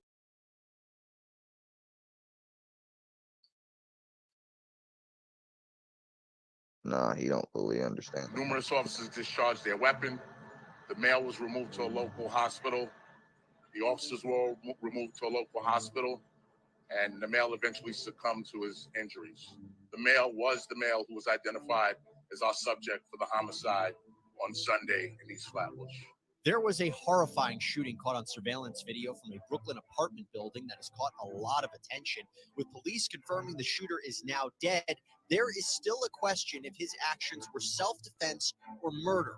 New York criminal defense attorney Paul Townsend gives his take on this rapidly evolving story. Welcome to Sidebar, presented by Law and Crime. I'm Jesse Weber. Hey there, everybody. So first of all, before we get started, as you can tell, we are in a different studio. We're always trying things out. We're always changing things up. The goal is to give you the best experience. But I have to ask, what do you think? Seriously, leave a comment. Let us know if you like the studio, you hate it. What do you like about it? What do you don't? We can always go back to the other setup. Either way, really, really do appreciate your feedback. We welcome it. But now let's get back into the story that we want to talk about. There is this story out of Brooklyn, New York. It is absolutely tragic. It is a really, really tough one to cover. We are going to go to this apartment complex in East Flatbush. And surveillance video shows a man who police have identified as 47-year-old Jason Pass getting into an argument with his upstairs neighbors. Apparently, this was about a noise complaint. There had been a persistent issue. Well, the argument ends with Pass pulling out a gun and shooting 47-year-old Vladimir Maturin and his stepson, 27-year-old Chinwe Mood, all in front of Marie DeLille, the boy's mother, the wife of Maturin, and her daughter. And this ends both tragically with Maturin and Mood dying. Now, at this time, police have confirmed that Pass is dead. Yeah, according to police, officers had stopped him while he was driving. They ran the plates. They saw that the car that he was driving was connected to the case. He apparently jumps out of the car with a knife. A standoff ensues for 15 minutes, and he ends up charging at them with the weapon, and officers shoot him. He was taken to the hospital where he died of his injuries, shot in the chest and the leg. But just because the suspect is dead doesn't mean that the investigation ends. And by the way, when this story first broke, a woman who claimed to be Pass's sister said he was acting in self-defense. She said, they tried to attack my sibling. My brother just didn't go upstairs to kill them. We're not problematic people. Let's talk about this right now with New York criminal defense attorney Paul Townsend. Paul, thanks so much for coming back on. The reason I said it in full transparency, you and I had recorded this podcast earlier before we found out that Pass was killed. So things have changed.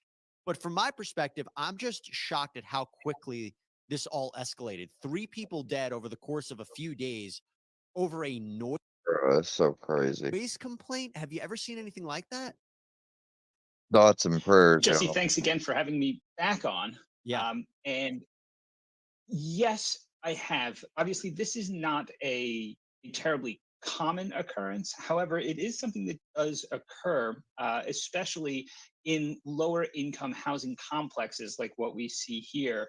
Sometimes these types of disputes between neighbors, whether it's a noise complaint, whatever it is, they can escalate. And what's really unique about this particular escalation is that the whole entire thing is caught on camera. So we get to see basically what happens from the time that Pass comes up the stairs to the altercation involving Maturin's children at first, and then Maturin himself coming out, their interaction, and then ultimately we see Pass pull out a firearm.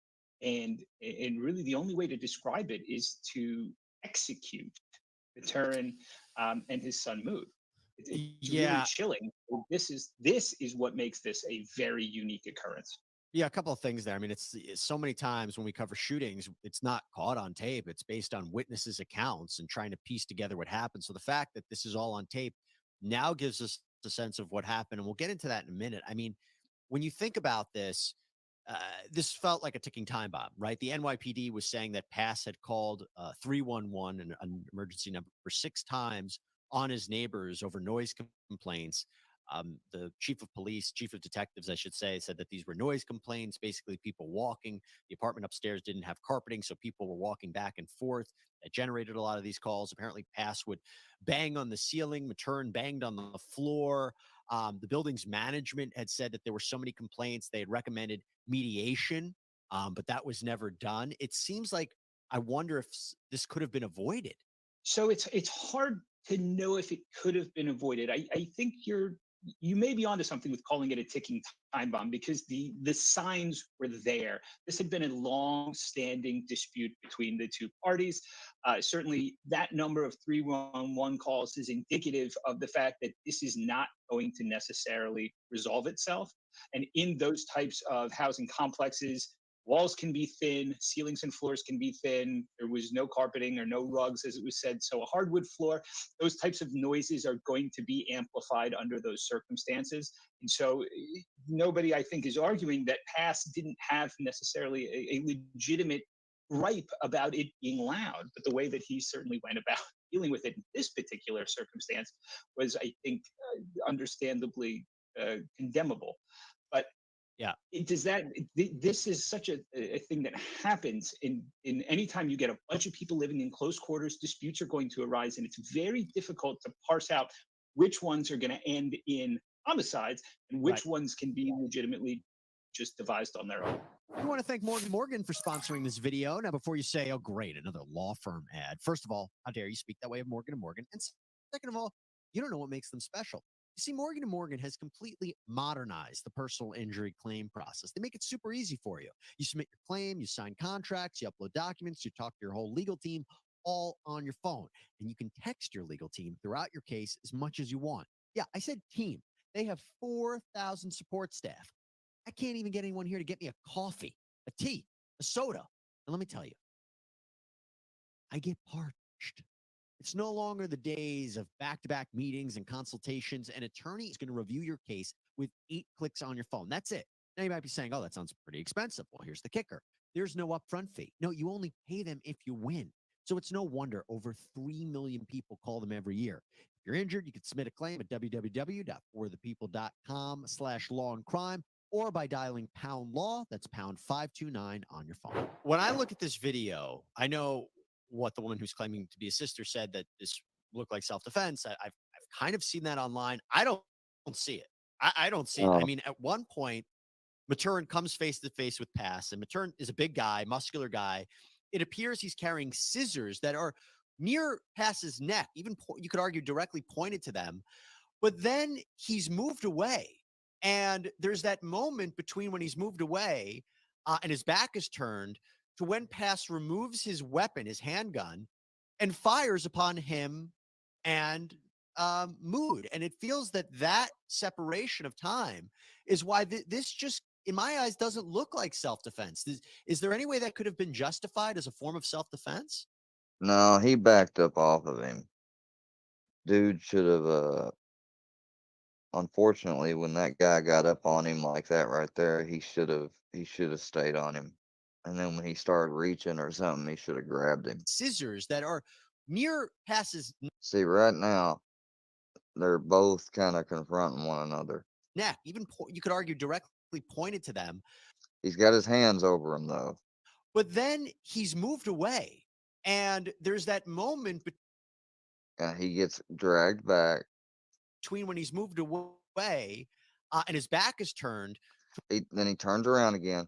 Dude's reaching. When Pass removed. Right then, he probably should have dove, and it's hard to say that now, because he couldn't think in that moment. He's probably being shocked. But if he had reacted differently, say he took a dive toward him and grabbed him at his waist, dude might not have been able to shoot him or shoot him as good the first time. Things may have played out differently. I don't know, but this is a shitty situation to get in. Moves his weapon, his handgun, and fires upon him and Mood. And it feels that separation of time Gonna kill is the why son this too, just, man. in my eyes, doesn't look like self-defense. That's why that is there dude any way that could have died. been justified as He a form of deserved to. self-defense? He shouldn't have shot So let that me man. start the answer by saying that No. fundamentally, I agree with you. I think self-defense is a difficult argument to make. But let's try and steelman it. Let's see what we can do if we're Pass's lawyers here. So you have this long-standing dispute, and we know from the woman who says that she's Pass's sister that Pass had told her that he had been threatened by Maturin in the past. So he might have been coming to this situation ready for an altercation, believing that he was going to be assaulted by Maturin. So Maturin comes out of the apartment when Pass is already there talking to the children, and he's got scissors in his hand. And he's a bodybuilder, and the video shows that he is significantly bigger than Pass is. And we don't have audio, so we don't know what's said between the parties. All we know is that Maturin comes out, he is clearly holding scissors, and he brandishes them. In all fairness, he brandishes them and he holds them close to Pass's neck.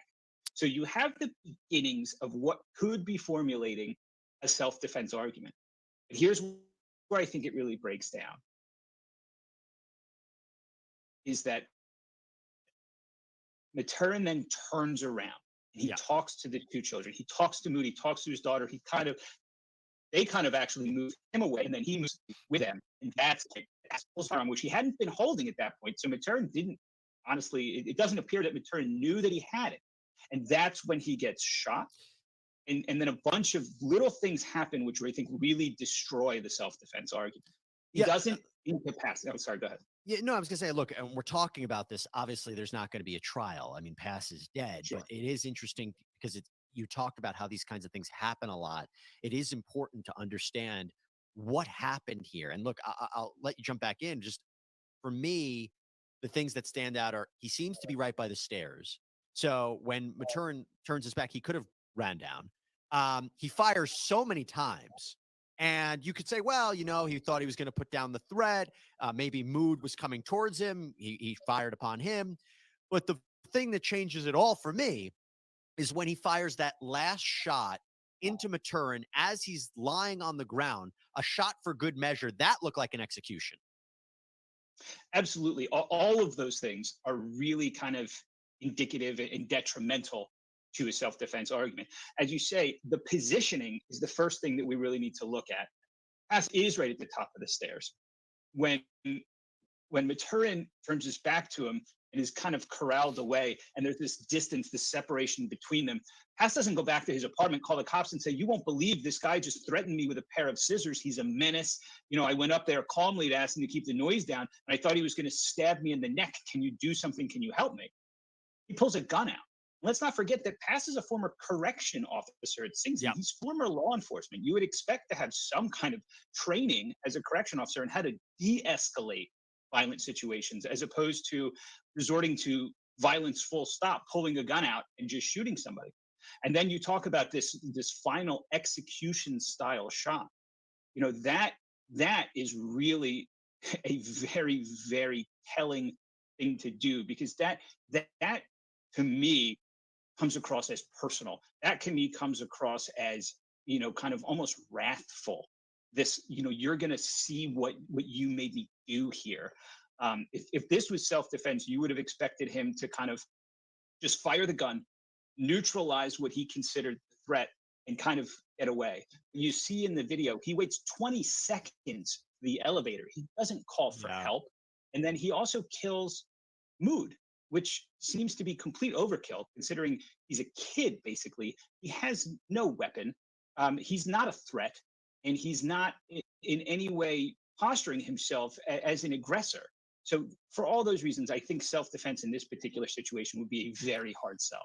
Yeah, maybe it would have been a different case if he obviously didn't fire the way that he did, but if he would have waited at the scene, immediately called 911, sat down, explained to law enforcement that he was acting in self-defense, I don't think it would have worked, but it would have been a different situation. And as we have been reporting, he apparently is stopped by police, lunges at them with a knife. He is shot. How does that change the analysis in any way? So it's another kind of piece to the puzzle of what's going on in this Consciousness of man's guilt. mind. So as you say, he doesn't call 911. He doesn't sit there and wait for the authorities or for EMTs or an ambulance to come and try and explain to them what happened. He flees, albeit slowly, but he flees. And then he's found the following day, and the license plate comes back as kind of a be on the lookout. This person might be associated with a potentially criminal act, and he's wanted to be brought in. And as you say, this then evolves into a pretty elongated standoff where officers, you know, kind of have guns trained on it, and he's kind of holding himself out, and he's got this knife. He doesn't have the gun on him. He's got a knife. And instead of just saying, okay, you got me, I'm going to turn myself in, let's end the violence of this whole proceeding at this point. According to the NYPD, he charges them, lunges at them, and basically puts them in a position where they have to shoot him 4 times to put him down so Suicide by cop. That's what he chose. that their safety. I was going to ask you that. I mean, do you think that shooting is going to be investigated to make sure everything was by the book? Because I mean, based on that, it seems like they did everything they were supposed to do. Absolutely. Every time there's an officer involved shooting, especially if it's a fatality, there will be an investigation. I don't think that this one is likely to result in any sort of administrative finding against the officers. Right. It smells like a good shooting. You know, here, obviously, we don't know that sitting here talking about it just after, but I think the way that it's been portrayed, at least, there's not a lot that on the surface comes across as suspicious about this. Paul, you had mentioned that he was working as a corrections officer at Sing Sing Prison, relatively new there, my understanding. He didn't have a licensed firearm, and right now police are collecting more evidence in the case. They're looking to get a warrant to process his car. What are they looking for? What do you think's happening now at this point in the investigation? You gotta get a warrant for somebody that's Well, I would fat? imagine one, they're Damn. looking for that gun that was used to kill Turn and Mood, because if he's not registered to have a firearm, then who knows who that gun belongs to, where it is, has it been involved potentially in other criminal acts in the past? Is it now an unregistered gun that's just cycling, between other people who shouldn't have it? So a big concern for the NYPD is going to be locating that firearm, ascertaining, whether there is a legitimate owner, and if not, the confiscation and potentially destruction of it, so that it's not used Oh, in any further criminal it's all behavior. New You mean York, someone else could be facing some legal liability if they New helped York, him in any apparently. way, supplied the weapon, hid him for any period of time? I mean, that's a second part of the investigation, seeing if he had any connections or anybody helped him, right?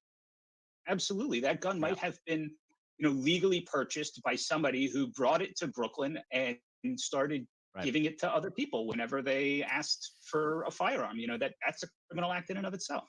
I want to finish this conversation with trying to explain the impact of this. I mentioned Marie DeLille, whose husband and son were killed. She said, "My husband had no gun, no weapon. Why did you bring a gun to shoot my family? Why would you bring a gun to tear my family apart? Why? Why?" And then we hear from Brooklyn Councilwoman Farah Lewis, who said that basically Matern was the breadwinner of the family, father of four. He was working two jobs to support them as a bus driver and as an Uber driver. And now that he's gone, she says they have nothing. And it's just a really sad set of circumstances here to think about how all of this unfolded. A senseless killing and senseless killings, I should say. And really wish this never happened. Wishing the family all the best, because this is an Well, you can thank the United States, or not the United States, but the Federal Reserve and the bankers for the money being the way it is, that you can't survive on one person's income anymore. Hell, you can barely do it on two.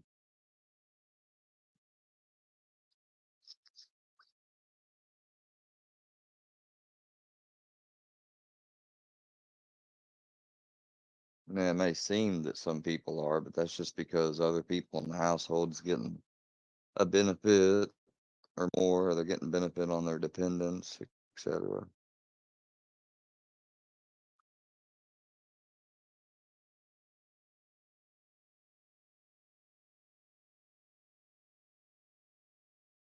What? A mother is allegedly caught on camera throwing and kicking her three-year-old son. We see the scene of her arrest to go over how this unfolded and what happens next. Welcome to Sidebar, presented by Law and Crime. I'm Jesse Weber. Fuck no. This is a bad one. We're going to go over to Sunny Isles Beach, Florida. Yeah, no shit. 29-year-old Yulia Storozuk has been arrested. For what? Felony child abuse charges for allegedly throwing and kicking her 3-year-old son. And guess what? This was apparently all caught on doorbell camera footage. Now, we aren't going to show you the video because honestly, it is just so disturbing and graphic. Well, I mean, this sucks. That's horrible, but at least it was fucking captured on camera. Bet your ass won't do that shit again next time. Oh, there probably ain't gonna be a next time. Huh. But it is exactly like I said. She appears to throw him down multiple times, kicks him while on the ground. There's another video where she allegedly holds him down as he tries to get up. Bruh. Now that she's been taken into custody and she's being held in a $5,000 bond, She gonna her be child in. is in the care of the Department of Children and Families. She gonna be I in want to bring in right PC. now Detective Sergeant Javier Estevez, who was Ain't one of the no responding way detectives people on gonna the be scene cool when with this her mother was arrested. in Detective, any thank you jail. so much for coming on to talk about this. Now, it's my understanding She you gonna were be the hated supervisor on this. Can you just just tell as us, bad as how did this come to light? Chomo. How did it come to the attention of law enforcement what she was doing? Thank you for having me.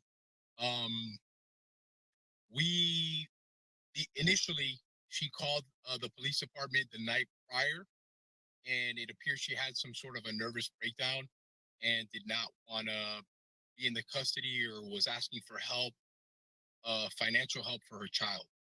Um, Officers responded and investigated. There was no signs at the moment of any injuries or anything. The child was She, she just screams unstable. Yulia Storozuk. Yulia Storozuk.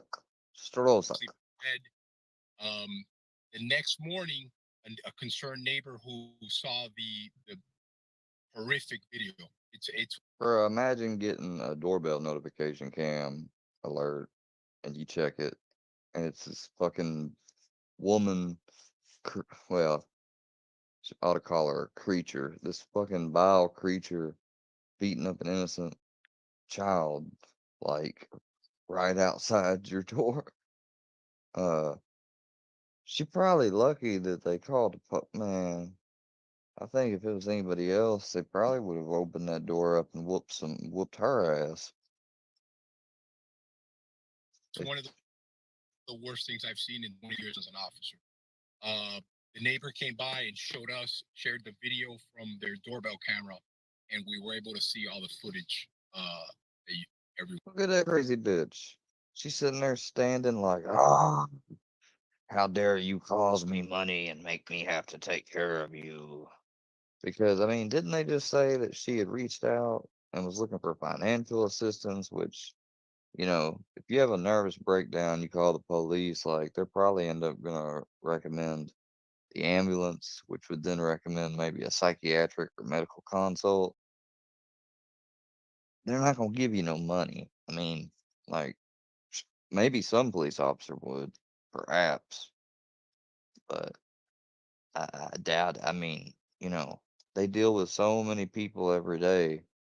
I'm sure they come across some people they genuinely feel bad or feel sorry for, and they might help them. But, uh, and I think in some places they're not even supposed to do that. Like,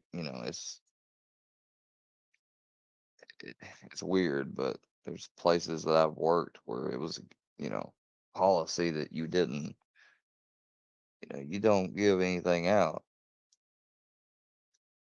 There's no buts, if, ands, or nothing. I mean, if you gave anything out for free to a friend, yourself, somebody you saw sitting on the sidewalk or right outside, you know, and tolerate it. And I've I've looked up documentaries and stuff before about problem of homelessness, and some police officers stating that, you know, some of them in some places aren't even permitted to help give the people a ride somewhere, and they're out patrolling, they're going to be driving anyway. Some places they can, some places they can't. It just depends on the department and the administration and all that stuff. But, you know, that's not their job, obviously, and it sucks. But this woman, here she is, she's not homeless, you know, but she's probably low on money. So, she's stressed out. But she's lit, and the reason why I'm bringing it up is because that's what the information we've been given. So that's all I can know to think of. So that combined with maybe whatever, he's 3 years old. Like, he's gonna have some high energy or temper. He's gonna have some challenging behavior. You know, this is how she responds to it. Like, poor kid, he probably, like, you know. Second thing, and I don't mean to sound like that guy or a nerd or whatever, but from the moment the tone of the people got over a certain uh level, and especially when the bullshit started, the violence, his subconscious mind recorded all of that. Everything she said to him that was ugly, all of those things are recorded. And now, when he dreams, everything else. He's gonna relive that. And when you think about it, your mind records everything. All right. Some things are more pronounced and have an effect on the mind than regular stuff. It's been proven, that's what the whole thing of Dianetics was about. It's just that when they try to, in the upper levels, as they progress and they're running out of ideas and they need more money, now it's spirits that are inhabiting, that's just it's basic concept of the reactive mind. You see it with people that freak out when they're near an outdoors like 4th of July barbecue event, fireworks go off, and they were in battle. You know, that's one example. There's plenty of others. The smell of a certain fragrance, something, that may smell actually pleasant to other people. If you smelled it during the time when a relative of yours died and there was a fight and you were involved in it or struggle or something, and that was the last thing you smelled, like smelling it is going to trigger you feeling that way, and those feeling and thinking, experiencing those things again. Maybe not 100% as intense each time or what so, but that's the whole point of it, of going through them and acknowledging them when you do auditing, so you get rid of those negative effects. So she's put a whole bunch of shit on him that's going to stick with him now. The first 9 years of your life is pretty much the foundation on which the rest of your life is built. So let's just be clear, that footage that we've seen, that is from the neighbor. I mean, where was the pushing and the kicking occurring? In Yulia's residence or the neighbor's residence? No, in the hallway of the apartment complex.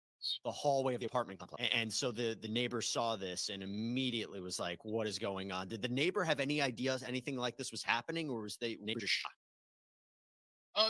The neighbor was, look, anybody who sees anything like that is going to be shocked. Right. It's human nature. The neighbor, we interviewed the neighbor. The neighbor said that they'd heard screaming coming from the apartment. They never imagined it was from a child. When you watch the video, in an eerie way, the child is very tolerant of the suffering that, which leads me to think that this occurred more than once. We're going to get into that in a minute. Look, just from a human point of view, I'm watching this, and anytime I see a case of a child being abused, it's horrifying. But to have it come from the mother, allegedly, is just, it amplifies it. And so if you can walk us through what the actual arrest was like and how that went down. So we went to the office of the apartment complex. We got her information from the management. They're very cooperative with us with any investigation we've had there. We contacted her on the phone just to see if she was home, or we knocked on the door. We didn't want to give ourselves away. Obviously, with the nature of the call, it's important that we wanted to do the right thing for the kid and take her into custody and intervene. The management gave us the information. We went in, expecting to what we were there for. She thought it was for a different call. I forgot what we told her. I think it was a fraud. And when she opened the door, after I seeing her that it was the same person in the video and asking her if she had a kid in the apartment, she said yes, he's asleep in the room. We went in and checked on the kid and put two and two together, and we took her into custody. At that point, she was hysterical and begging us not to take her. She didn't know what it was about. When we talked to her outside, we didn't want to talk to her in front of her roommate. She became apologetic and said this is the only time that that's happened. So on. Did she first try to deny it and say, I don't know what you're talking about?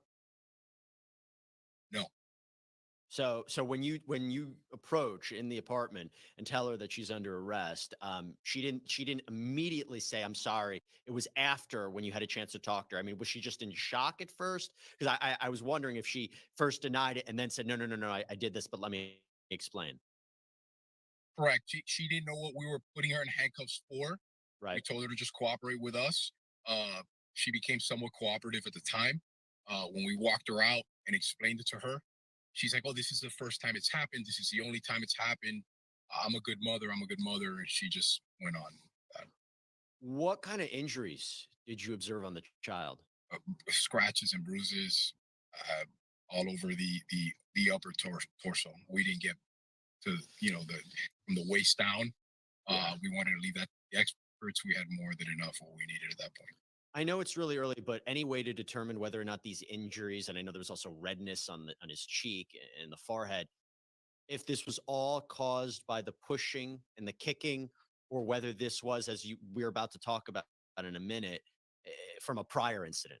She had said that she only ever, this was the first time this happened, or the only time it happened. But any way to determine if those injuries were older? It's I don't want to get too speculative Sure. with regards to the injuries. I can tell you that what we saw from the child and the child's body is consistent with the pushing and the kicking. In my opinion, from my training, um, there seemed to be older bruising uh, on the child's body. But again, I'm waiting on the investigation from experts who do that for the state. But in my opinion, there may have been some older bruising, which are indicative of blood or visibility. Um, so it wasn't consistent with all the other bruising in the body. So again, from what I saw, in my opinion, there may have been previous instances of child abuse. My gosh. And what was if you, the best you can, what was the child's reaction to this? I mean, how did you inform the child what was going on? We didn't. Um, Initially, when we met the roommate, who also lives, her roommate, she has a female roommate who lives in the apartment. Listen, we're cops. At first, we were kind of skeptical about her knowledge. As the investigation went on, um, it was clear that I don't think the roommate had any idea that this was happening. Maybe not to that extent. Maybe more of a level of corporal punishment. I hate downplaying it, but I'm just being honest with you. The roommate was extremely cooperative with us. Came to the station. The reason for that was we had a big barrier. They're immigrants from Ukraine who came here because of the war. The child only speaks Ukrainian, and the child with the roommate was very comfortable. And that was one of the things that we wanted, at least during the investigation, especially after the traumatic incident the child just went through the night before, to make him feel comfortable for the next few hours and not, he's a 3-year-old baby boy. I'm a father of 2. My heart was broken. I've been a cop for 22 years. Completely heartbroken from what I saw. It's horrifying. It's horrifying. We're not showing it for a reason, because it's really, really disturbing to see. You had mentioned it's one of the toughest things that you've ever seen in your career. I am curious, from your perspective, if law enforcement didn't get involved at this point, you think the child's life was in danger? My opinion, Yeah. yes. I think if the real person, look, I did my job. I'm trained and paid to do what I do, and I'm a human being with a heart. The person here who's we're not talking about is the neighbor who sat there and looked through the video and had the courage to show up to the police department and bring this to our attention. This is a pretty, the standpoint of proof. But the real person here that no one talks about is the neighbor. The neighbor could have swiped left or whatever they do with their camera, their doorbell camera. Never said a word. Said, "You know what? I'm not getting involved. I don't want any problems." And you know what? God bless them for coming forward and showing us that and letting us do our job. No, absolutely, there is abuse, and we just don't know about it, because who's going to say it? I mean, if there's no eyewitness to it, the child's not going to say it. And so you really deal with these situations where we might not have known that this was occurring. You mentioned the roommate. Any idea what knowledge the roommate had about what was going on? Initially, when we met her, and again, being a seasoned officer in law enforcement, not a great deal of time, but long enough to kind of feel people out. We were kind of reserved. And then the more time went on and the more comfortable we saw the child around the roommate, I really don't feel the roommate knew that there was this extensive child abuse occurring between the mother and the son. We viewed her as well. She was extremely cooperative. She gave us a statement. She identified the mother. What you'd want for an investigation like this. Sometimes people don't want to get involved. That's my friend. Can I call my attorney? Which is normal, and it's a right that you have, and you don't have to do anything. On the contrary, she was very forthcoming. She cooperated from A to Z with us, and I really generally, in my heart of hearts, don't think she knew it was anything to this extent.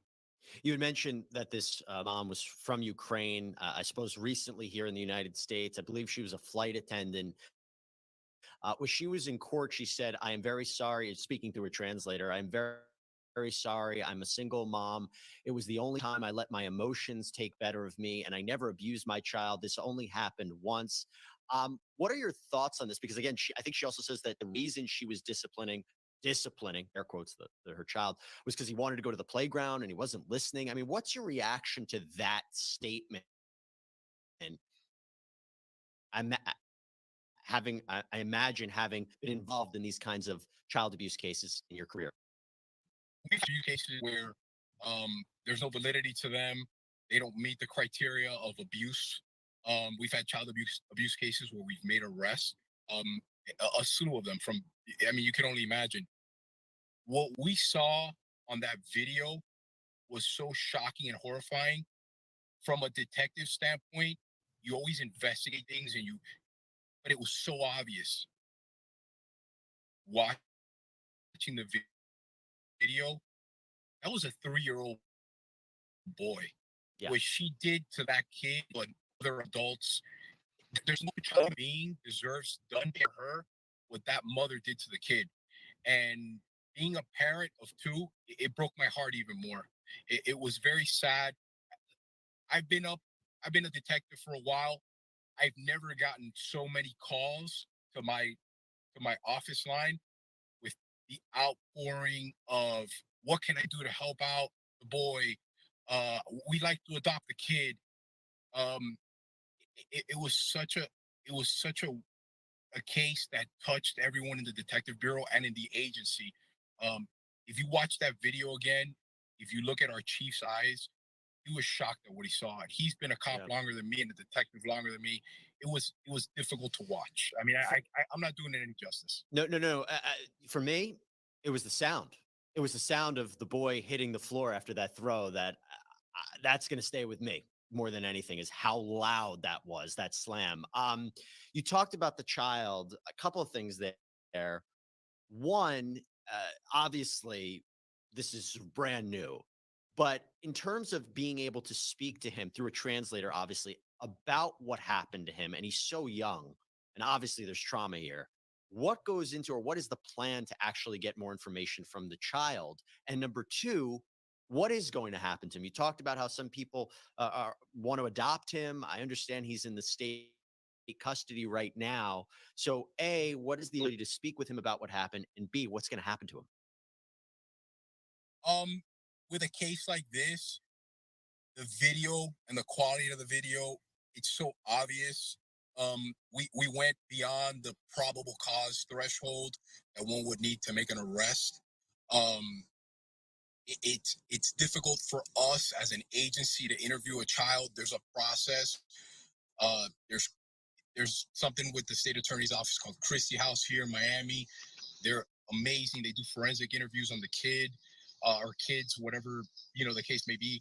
And with us, in regards to interviewing the child, because of the language barrier, we just kind of asked the child very roundabout questions. We really didn't need any we didn't need much information from the child for the arrest portion, and we didn't want the child to relive what happened. Yeah. We wanted to leave that in the hands of the experts. I had more than what I needed with the video that was provided by those amazing neighbors. And listen, that child sat in my office for hours. He was very skittish, almost like a battered pet that doesn't want to go up to someone, let them touch him. And after a while, the kid got comfortable with me, and you can just see in his eyes, like he's been through a lot. Yeah. And do you know what's going to happen to him? So the child's in Department of Children and Families custody. I know they're running tests, that they do medical tests and a slew of tests for the child's well-being. And I know they're going to try to place him in the proper care, a proper home. I don't know long term. That's going to depend on a judge and the state attorney's office with what they want to do. But I know that he's not going to get beat up by his mother anymore, and that gives me a little bit of peace of mind. Yeah, there's an order put in place that she is to have no contact with him. Which is what about the her? right thing to do? 100%, and that's if she gets out on what I think is a $5,000 bond. By the way, is she still in custody, or has she been released, as far as you know, at the time of this recording? I think she's been released. She has been released, so she hasn't supposed to no contact with the child. What is going to happen with her case? Because I am curious if you think there's a possibility her charges could be upgraded to something more. We charge her with the highest, with the felony, with the highest possible charges you can get, obviously to the letter of the law. We sat there and went over all the different possibilities and charged her with as high as we could. If the state's willing to upgrade it, fantastic. I think this is a case. There's two things here. I want to say the child's very lucky that was recorded, and the child is very lucky that those angels across the hall came forward and shared that video. But with regards to her charges, we charge her with the felony as much as we could. We spoke with the state attorney's office. They were great in working and collaborating with us. And unless there's something else out there that can up the charges, something different, we'll see. What would be, if you know, what would be the maximum penalty if she's ultimately convicted of these charges? Time in prison, time in jail. Years wise, it depends. She's a first time offender. Right. They're going to take things into consideration, her immigration status. Maybe she That has got some to do sort with of- anything. I hate saying it like I'm justifying it, because I'm not. I'm just being honest with you. There's a lot of things that come into play. But I got to be honest with you. It's almost like a unicorn of a case where you get people making allegations and different things, and you have a witness that saw something, and we're trying to get a description, and we're interviewing. This is all on video. This is cut and dry. Yeah. So it is what it is. I mean, not only is it on video, she admitted it. So I don't really know how you defend a case like this. In your experience, why do we see this? I mean, why do we see this kind of abuse? You heard her say she might have been overwhelmed as a single mother. I mean, I'm not justifying it. I'm just repeating what allegedly she said. Why do we see these kinds of cases? The two things, in my opinion, that stand out are a culture.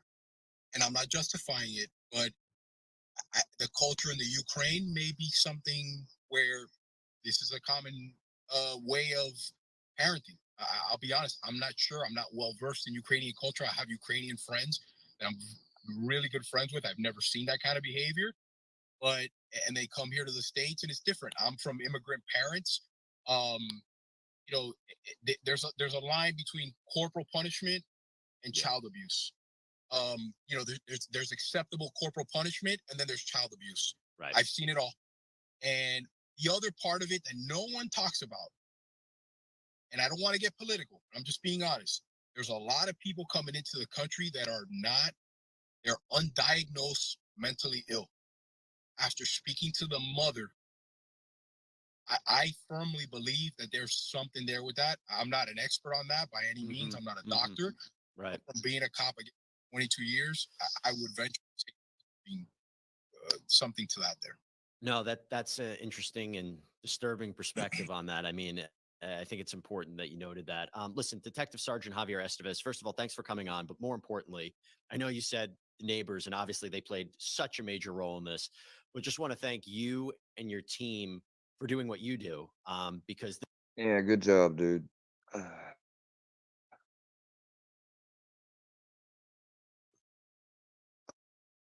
On to the next thing.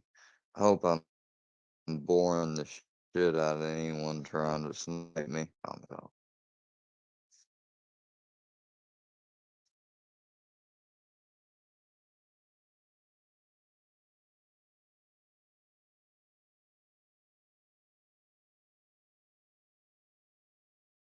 This is the type of stuff that the FBI, frankly, was created for, is to give that level of expertise that local just doesn't have or access to.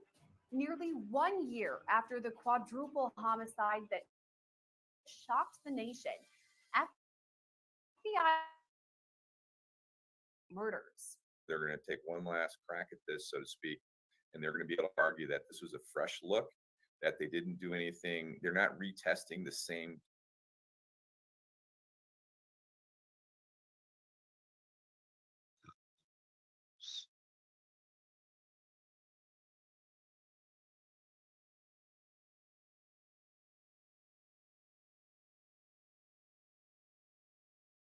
Well, y'all, it's been fun. Although it hadn't really this time around. People are busy, I guess. Sometimes you just go live at a bad time. That's the way it is. Nobody's came up much today. So I'm gonna get off here and go do something and then go to sleep.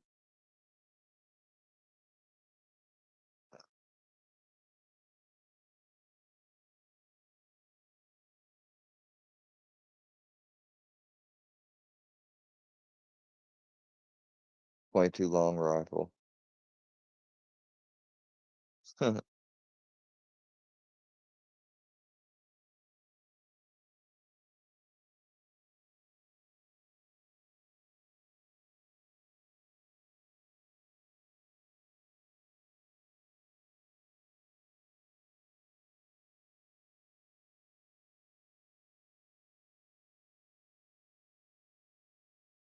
Planned Parenthood's bad. Hey, Paula Worley. Oh yeah, appreciate y'all getting me up to 400 finally. Anyways, I don't really, obsess over numbers, but I appreciate it. Fuck you, Ruski. Your community tab ain't shit.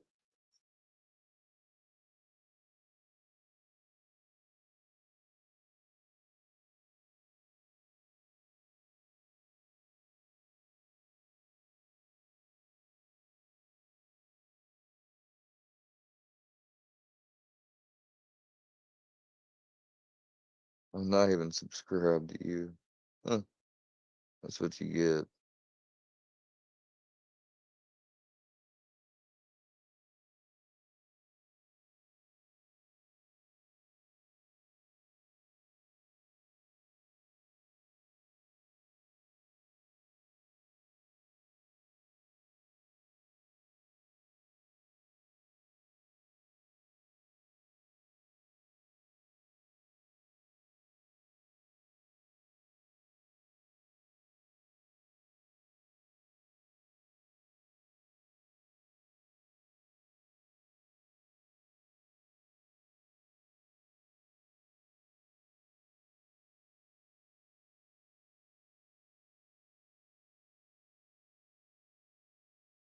I can't find your page, Ruski.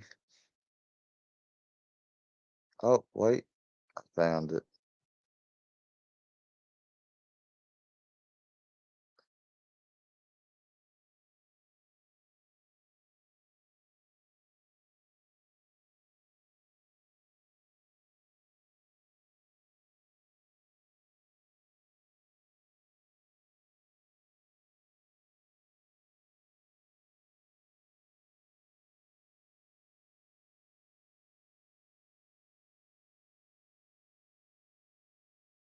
So you're gonna come visit me, but you won't even come up on the panel.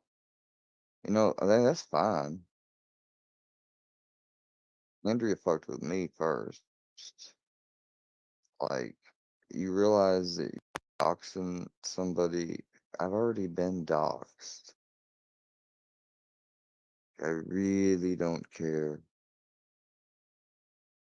What I care more about is the fact that all of a sudden you got the cojones to threaten that you're announcing, which, by the way, good job announcing something that if you were smart at all, you wouldn't announce.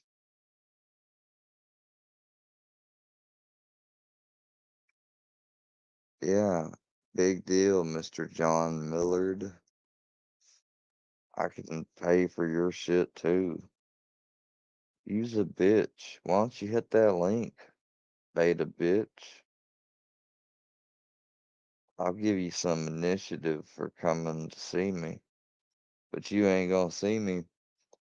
You may see the end of some barrel before things go dark if you happen to trespass here and make me feel in danger. Bring your bitch ass on up. I mean, you big now, ain't you?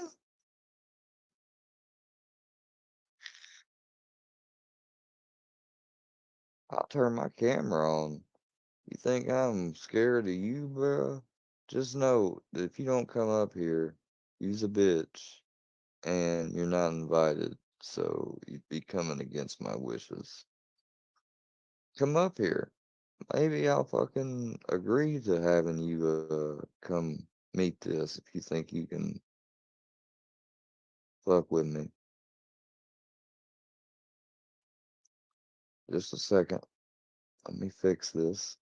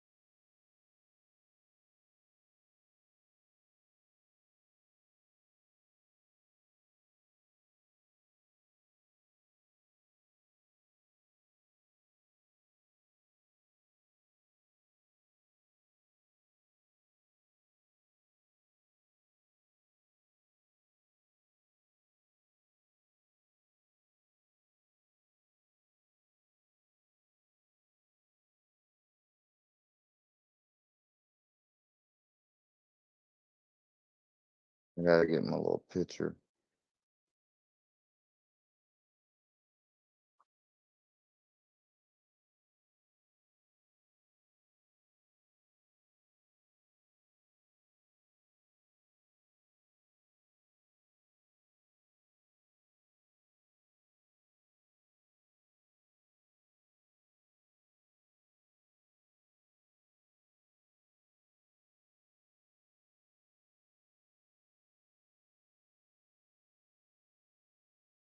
Come on up, Ruski. Don't be a pussy.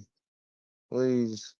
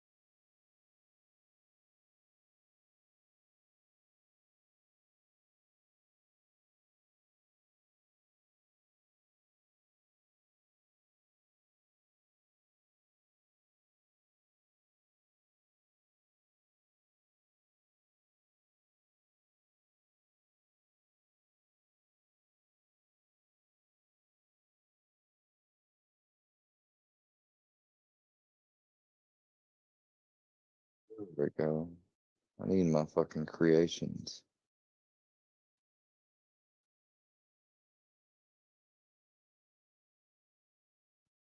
Got a new computer. Oh shit.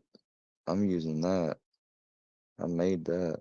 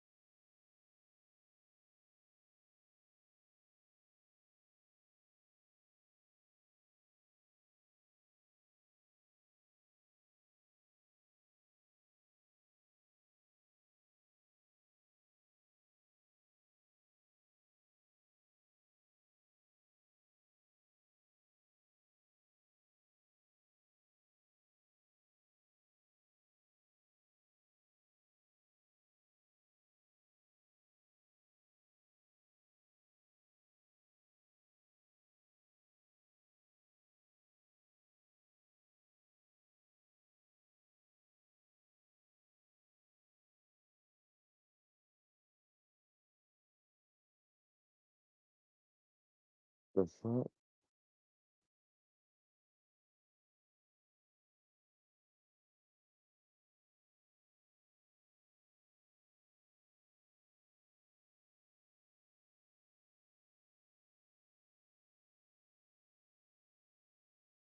Where the fuck is Brown?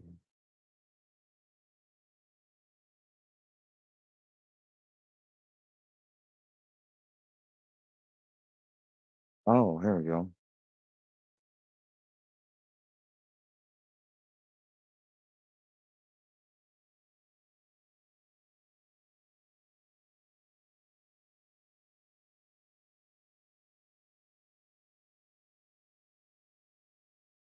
What are you talking about?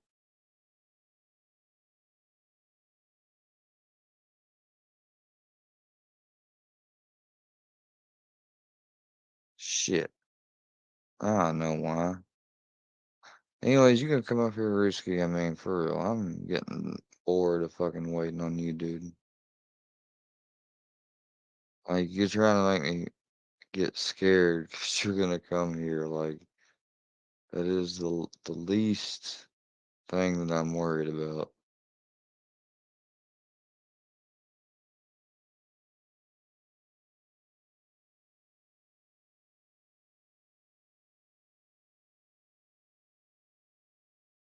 You realize that, right? I mean, even if you don't, I don't really care. This is the truth.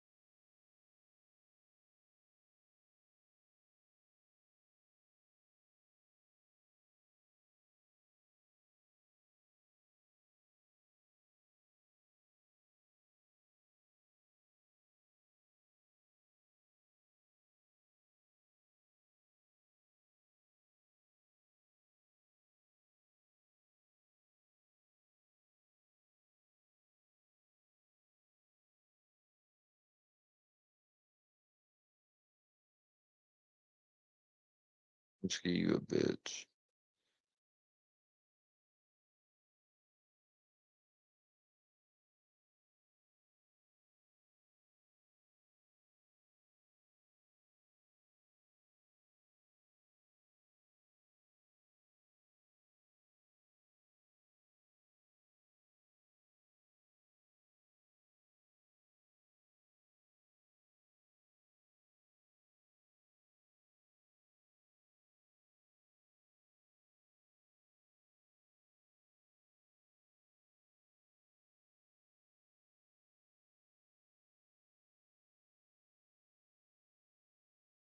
Brewski's a bitch. He's the biggest bitch that'll ever be.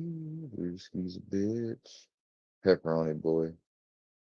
I can't work. Are you kidding me with that same bullshit? Oh, I'll come to your panel. Let's see. I doubt it. I'm gonna go to your main page. And you're not live. What a surprise. He was never gonna let me up on any panel. Brewski's a bitch. He's a big bitch. He's a big bitch. He's a big bitch. He's a big bitch. Brewski's a bitch.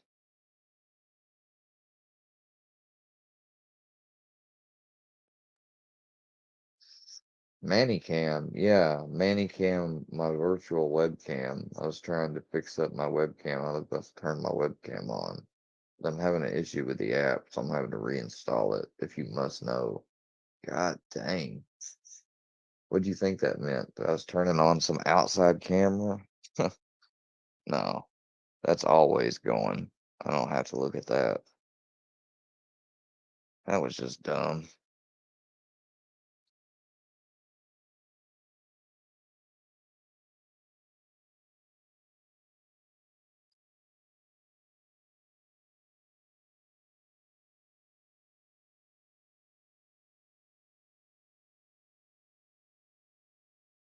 I'll wait for a few minutes, Rusky, see if you go live. And when you don't, I'm gonna go ahead and end off here. And you're gonna remain the cup that you are. Matter no amount of false claiming that you're coming to see me.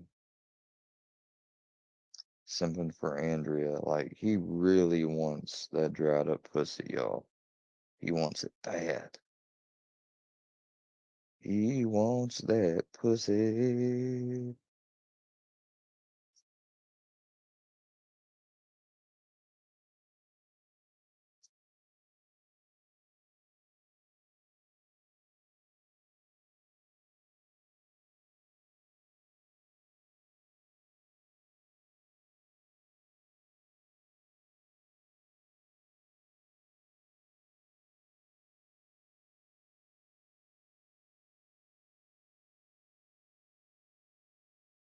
Yeah, Risky, you're a pussy, bro.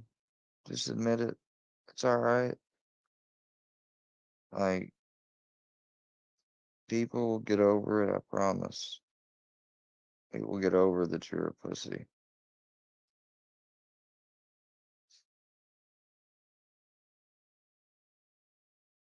I promise I won't let them use it to make fun of you. Like, I double, triple dog promise. I'll tell them, hey, you don't do that to Ruski. He bowed down and he surrendered. He tried to fight the good fight, but in the end, he knew better. There was no fight to win, for he had already lost. It's okay, Ruski. I won't think any less of you. I promise. Little bitch. Oh, you's a bitch and a half. Oh, you a bitch.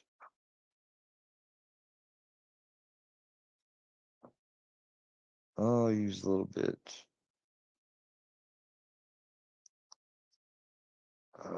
me.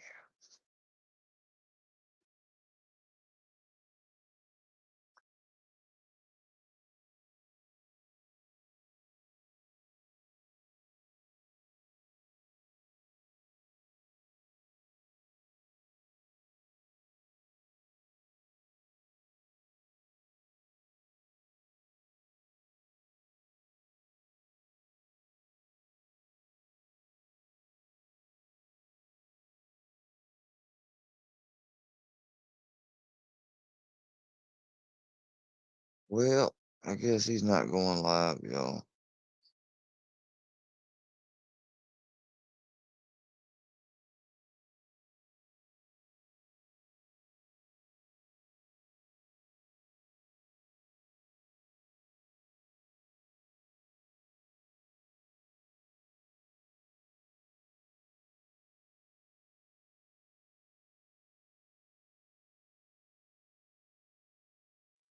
Enemy views while doxing.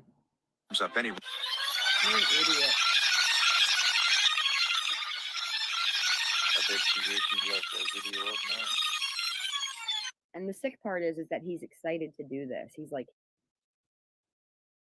No, I'm not excited to do this. I can't handle the peanut butter. Bitch, that was you crying. Just because you unlisted don't mean it ain't still up. And she took fucking Scooter's fucking little thing.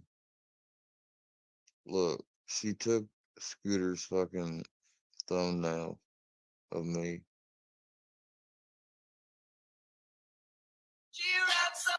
Yeah, you found a girl who could put on a show, all right. Too bad I wasn't dancing around that YouTube strip pole you guys wanted so bad, huh? A family-run prostitution ring? You're And do you mean to tell me that nobody believed that that picture was photoshopped onto that news thing? I mean, it's obvious. It looks like the time Dana photoshopped her own regular Instagram picture onto a business card to make it look like she was a lawyer. Stop it.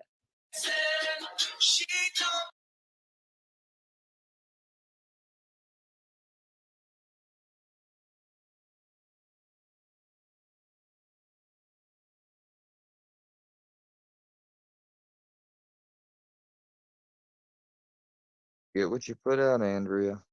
You get what you put out.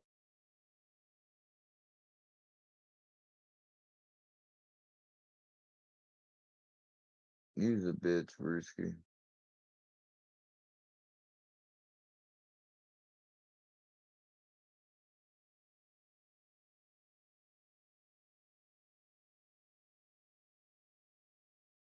She wraps her legs around that pole.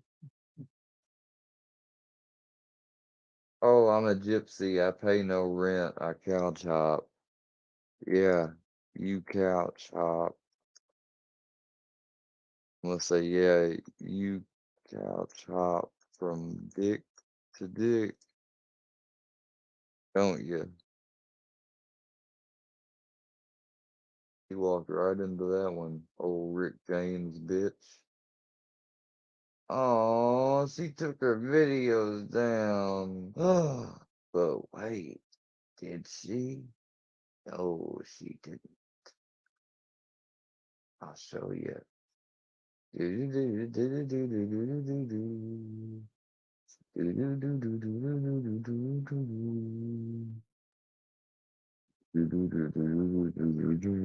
gonna fake fight to make Square think that me and Fusion are mad at each other, so that Square will want in on it. Listen to her. And because Square wants in on it, She's in on it, y'all. Oh my God. MC will trick Square into unblocking Fusion so that he can come through the StreamYard back door. Oh, she was involved in it, y'all. She was involved in it. You just said it out your own mouth, Andrea. Oh, she's been lying this whole time. Stream, there was no link pin for that entire live. So I don't know what he was trying. He's trying to get his story right with the people he's done lied to and told this story. Spun a narrative. Well, I mean, his people that are he's telling that story to need to know that he was right there in the thick of it when all that went down too. So I mean, it's not like he didn't Y'all know want to know who I talked to today? I talked to a certain Mr. Monopoly man. about it. Oh yeah, he knew. And they were all for it so we could find books. Mm-hmm. Don't be throwing out that fake outrage when you were right there pumping your fist up in the air when it was happening. Right. And you know, if you want to talk about Boy, he's got some room to say some shit like that. I didn't have that same energy Monday night when you came up.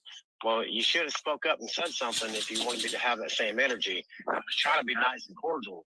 But if you want to hit the link anytime I'm live and you want to go back at that same energy we had before, we can go there. I ain't got a problem with that.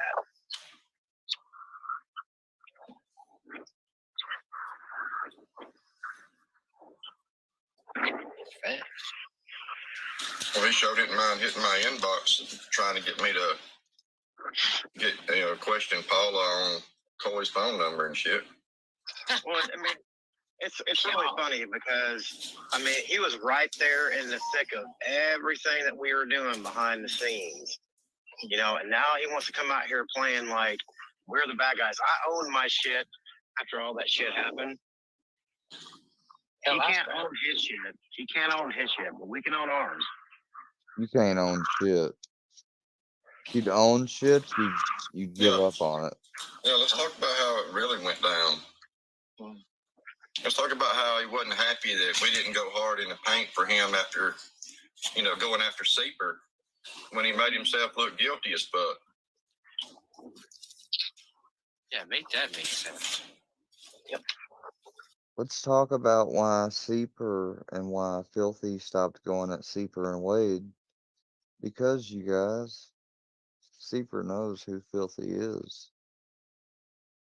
Oh yeah, Seeper knows. And there's been a little and Workyverse merger happen.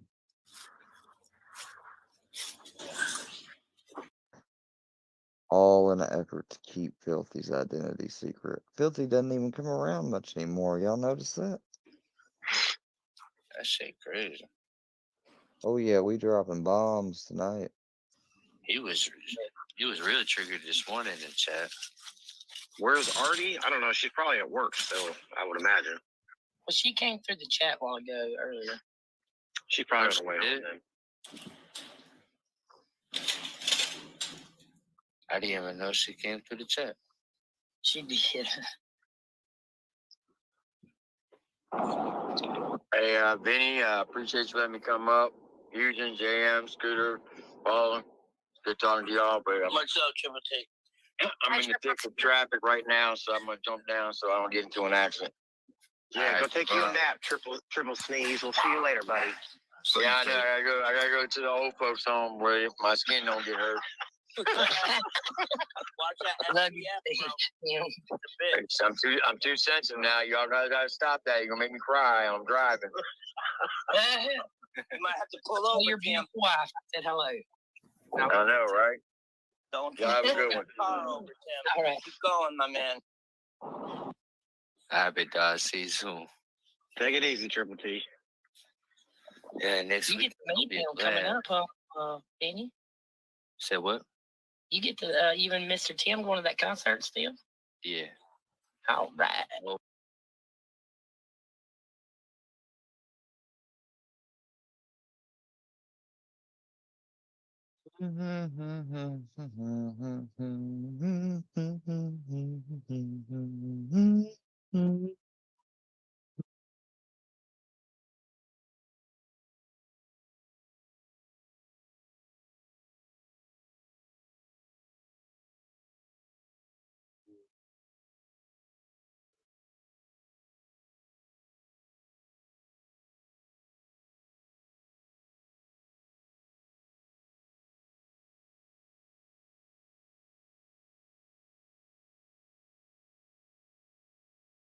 that and I got timed out. I got you, Fuchsia. And what does Mandria do? She literally.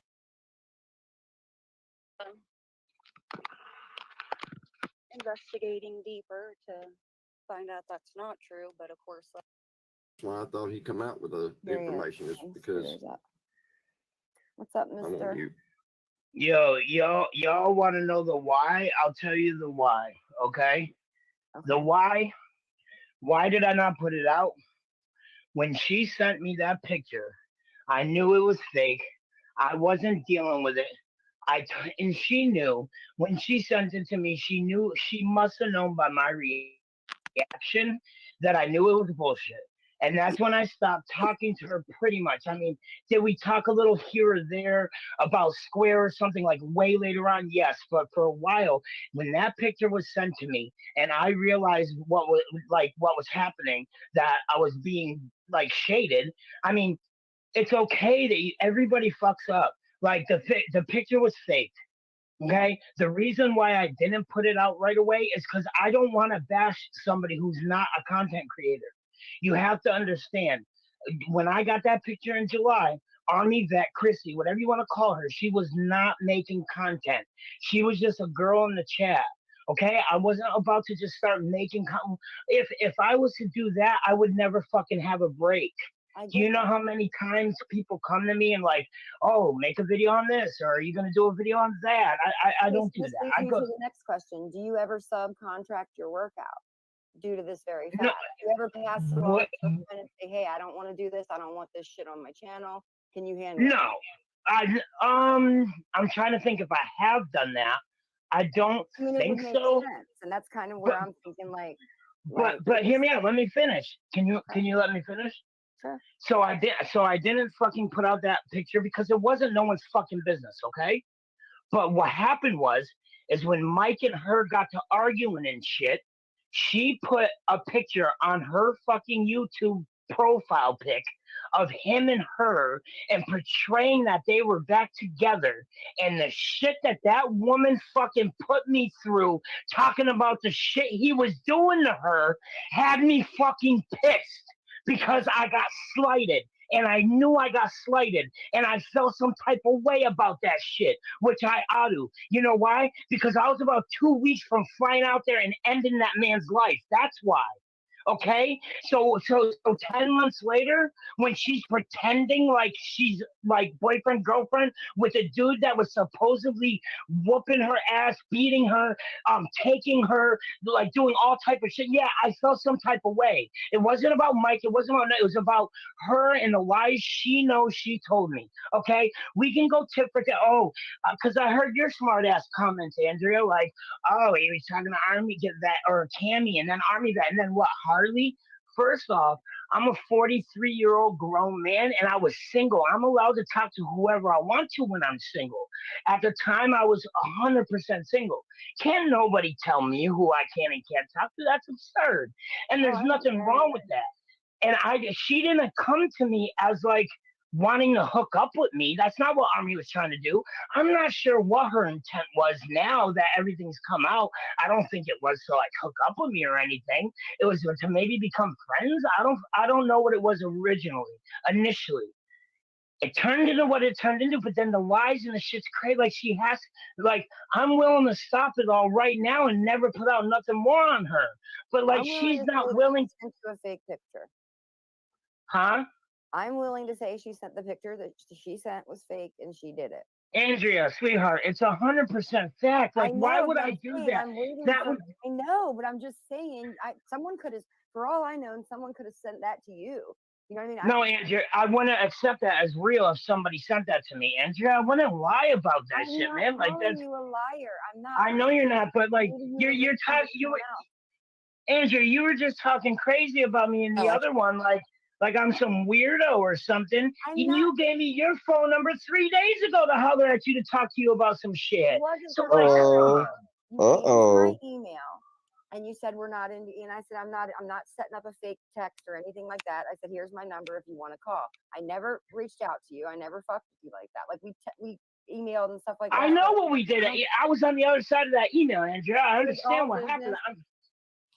I'm just saying, don't act like I'm some bad dude because a woman I'm came not online and told saying some that. lies. That don't. How does that make me bad for even I'm saying exposing it? the Like, two of things happen. Either you were doing it for No Life Mike because he was bitter, or you were doing it for you because what you how could I have done it for No You're Life bitter Mike? because you got so hyped up and in your feelings, you were ready to go kill a motherfucker. And I get that. I do. That's what I Oh, told you. Yeah, I was upset, and that's why it had nothing to do with No Life Mike. Listen, if I wanted to have fucking, I could have. You guys heard No Life Mike on his one fucking live he did when he was like, "Damn, Scooter didn't tell me nothing. Scooter didn't warn me. He threw subliminals, but he didn't tell me shit." It's because I'm not the kind of guy that's gonna go up to somebody and tell a dude like what I know about that. Like, come on, man. Like, I'm not a little like weirdo rat or nothing. Like I fucking live by a street code. I wasn't gonna tell Mike, oh, don't fuck with that bitch. Like, that's not my business to tell a man who he can and can't love. You know? But Like, give him a heads up, like, dude, this motherfucker, this girl. I was really giving thought him you fucking killed subliminals. it. I was giving him subliminals, and he said he understood them. Now, especially, he understood them. I was giving him subliminals. I just wasn't coming out with it because I didn't want to. I wasn't trying to like ruin shit on either side. I'm not that guy. I'm not gonna get in between nobody. But it's just like when I put out that first video, okay, and showed that picture, there's many things she could have done. And the smartest thing she could have done is just come on and be like, you know what? I did make that shit. Yeah, you know what? I wanted your attention. But instead, she's playing, oh, I played Scooter like a flute. Bitch, what did you play me? What did you play me for? You didn't take no money from me. You didn't fucking get no clout off me. What did you play me for? You didn't play me for nothing. You Would it have know it. really stopped at the picture? If she'd have come up and said that, would it have really stopped at the picture, or did you already? I put it on my. I put it on. I put it on my four. I put it on my four kids' fucking eyes. If she would have just came up and admitted to her fault and fucking accepted it, I would have stopped right there. I put that shit on my children's souls, bro. All And four she's of them. here. Let's see what she's got to say. yeah, she wouldn't Thank have. you for Like, being I don't. here, Chrissy. I don't dislike her. I bet he would have recorded it and put it out. I'm sorry for rambling, y'all. Go ahead. That's okay. No, I appreciate you coming up and you guys all dealing with it now. What's up? And look, ain't nobody threatening fucking Books, and he should stop running around with that narrative because nobody's even talked to him on the back streets. Nobody has a That way part. to. Nobody's Nobody gonna has kill a you, Book. fucking Army way vet, to. it's Army Vet's turn, real quick. She's been waiting quietly. Well, I mean, Chrissy, he's what in you the got to chat. say? Just go on. I'm gonna and on mute with this myself. shit. What's up, girl? What say you? You were saying he could be touched. What's that mean, JM? Probably she You need a can't hug? hear, or her phone's messed up, or something. She's gonna drop out and have to come back. Okay. It's the well, usual. Oh, I'm sorry, I can't hear anyone. Yeah, What's I'm wrong not. with your I'm not. phone? Listen, I'm not here to hate on anyone. I'm certainly not here to victimize Well, yeah, nobody. I'm is. not. That's not it. You know who I victimize? Durkee. You know why? Because I like it. I victimize fucking Square. Why? Because I fucking like it. Because they deserve it. Do I think Army Vet deserves to be victimized or to catch hell? No, I And don't. she I don't. laughs. I just think she should leave well enough alone, apologize for her fuck ups, and move on in a positive way. That's probably a good idea. See. That's All right, all. Kate, Like ask I him don't that. hate nobody. I don't hate nobody. And again, Let's I'll see mute some proof. myself. And this is why I think that she and Square kind of had a unique bond. Except me. Right. Durkee. Let's see some Yeah. proof, Carrie. Like, quit asking me for. Here I don't she's have the back. proof. Where's he seeing All right, it? let's give her a chance to talk as soon as she gets on so nothing happens. Hey, Chrissy, are you there? Oh, but now I Yeah, had a I unique don't know why it bond. keeps kicking me. So what's up, y'all? Speak, please. Get it out. Let it out. Did you send Scooter a bunk pic? Yeah. Sorry, this is We old. can I don't know why fix she it right picked it now up. and She make the made rest it of the seem day like go it was an better. interview with It's not her. even dinner time yet. All right, I got a simple question. Did you go to the ER for a brain bleed and get sent home 24 hours later? See, Did someone Answer that. send you that? it's a bashing. I mean, because I know It's a that bashing. ain't factual. I know that A ain't brain factual. bleed? Okay. Yes. Okay, so let's say that she's a person that does this. Let's say she is. Maybe she needs some assistance. Absolutely. What do we sit here and fuck with her for weeks on end and torture her and drag it out? Or do we say, hey, friend, what do you want to do? What's up? You cool? That's it. And I mean, the bottom line is the worst case scenario is that people ain't going to trust you for a while online. But really, it's just online anyway, and we shouldn't be trusting anybody. But if you got an issue, if Right, but Andrea, shit becomes like I remember hearing her a few weeks ago talking about trolling's online and keep real life out of it. She really she knew my pedigree and she knew my character. Yes, you're She right. knew I see that.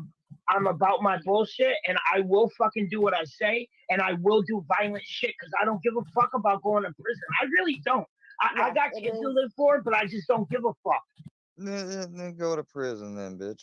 Go fucking, go up to Durkee. Like, but no, you're not gonna go up to Durkee, and you're not gonna come to me, and I don't want you to. It's not an invite. You just like to do this shit to fuck with people, and you get a soft spot because you like to come off like this ladies guy, this true gentleman. So you'll mess with females, but then again, you'll do this shit where you go, and here, this back then, uh, everything supposedly came out in the wash here. So why did you make a video on her recently? Because to the point you got struck down, huh? I wonder. What was that about? You don't want to make a victim of nobody. Prove a point, and she That's or I don't want to make a victim of her. Excuse me. Just only other people. was feeding me that type. I ain't got no problem with the Cecil stuff because that dude came out and said that stuff out, and it's fucked up and everything. Like I said, broken clock right twice a day. For shit, man. Right, Literally if putting you gas were on the down fire. ass motherfucker, it could have happened. I get that's Right, the and issue here. That's what I'm now saying. like for a while, Andrea, you want to know? You want to know the God's honest truth behind Scooter's fucking thoughts?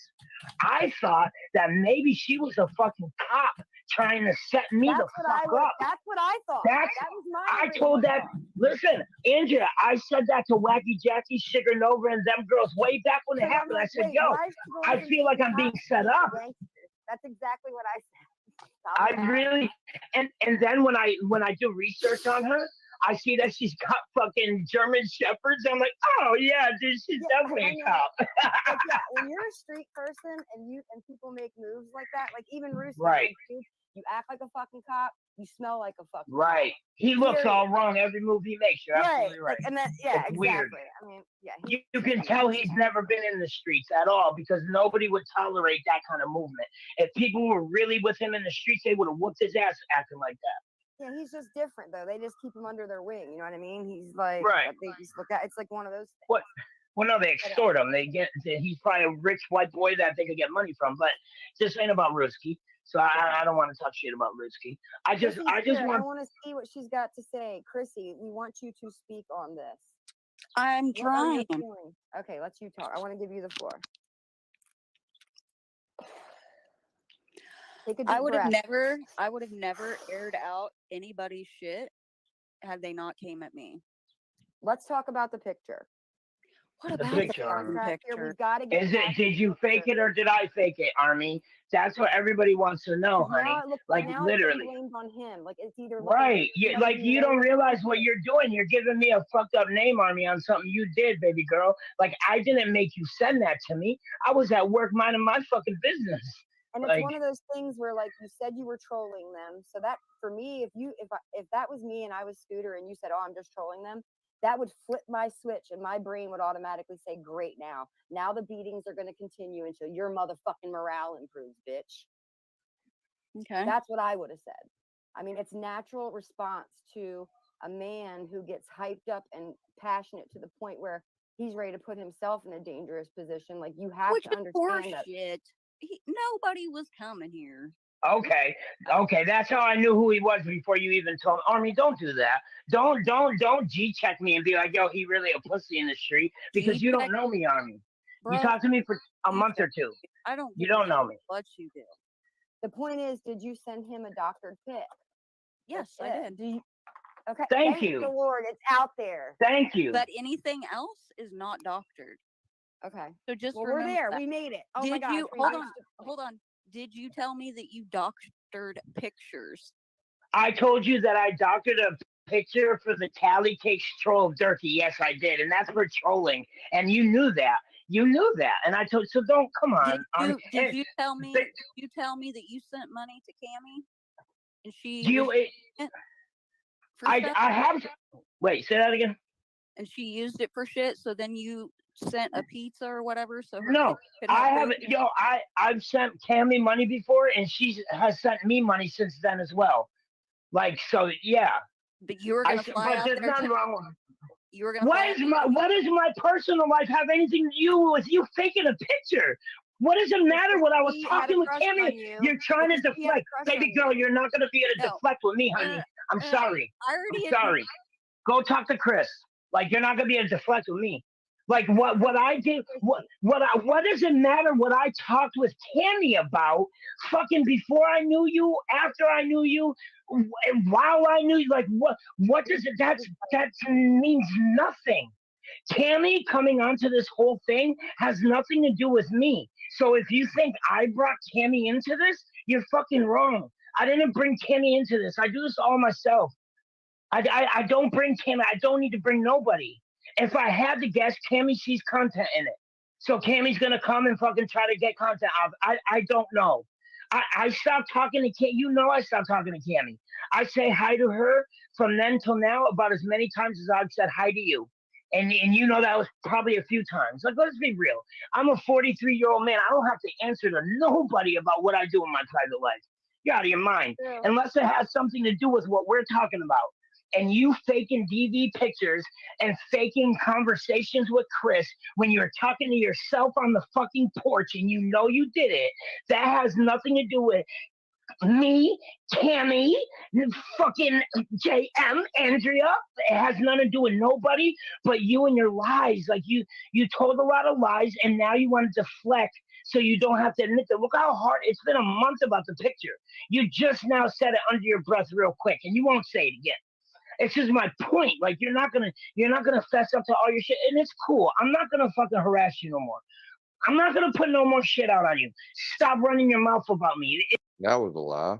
If I hear Scooter come out of your mouth, I'll just keep on. I'll make money off you too, like I do Square and Dirty. I don't care. Like, I Thanks for admitting that. don't care. I agree. I think that's Like, the only just way to- don't. If you don't, Oh, you agree? Fuck you too, Andrea. Again, this is why you've gotten what you've gotten from me. if you don't say Scooter Army Vet, I won't say Army Vet. Like, it's that easy. But don't sit there and fucking try to act now like me flying out to see the president has anything to do with you faking your stories with Chris. That's just absurd. Get the fuck away from me. Obviously, that's her. That was the way she that's her mating tack. I mean, I don't know. I don't know. I It's can't quite, even that's figure out- lightweight, Andrea, you know? That's lightweight. And even though, like, Mike would talk about it, whenever she would hear that, like, maybe I told Sugar Nova about it, she'd get all nervous and get to texting me and shit. Because a couple times she texted me and was like, hey, did Well, I you saw tell Sugar anybody Nova that, had like, some I comments, so I thought it. I can't see any comments, so I don't know. Well, I don't Sugar have good Nova knew service. ahead of time about the picture. You could tell because she knew something was up. I could just tell. That she Sugar, was- listen to me. I'm like, Sugar why Nova. does she hate her so bad? I'm finna tell you, shit. When it happened, I was fucked up about it. Like, guys are allowed to have fucking emotions too. You understand? Oh, that's what I'm saying. If you were like my I'm a brother or my super. cousin, I'd Listen, be like, let's go get that bitch. I That's live how I with would my feel. heart. I live with my heart on my sleeve. If I love you and fuck with you, you know it. And if I hate you and don't like you, you know it. And if I'm just cool with you, I'm cool with you. Well, ain't that obvious? But see, you can hate and love whatever. That's up to you. That's your own shit. But when you hate or love to the point you violate personal boundaries and lines, then you're a problem. You. But my point is, like, none of this even ever had to happen. Like, she made shit up. She knows she did. And it's like, the whole time, Like, you don't make anything up, Scooter. Besides your videos about Cecil, I don't know anything else you made that's been actually factual concerning me or anyone. I hear her on every panel she's gone on is Scooter's a piece of shit. I don't watch his. You hang me from buildings.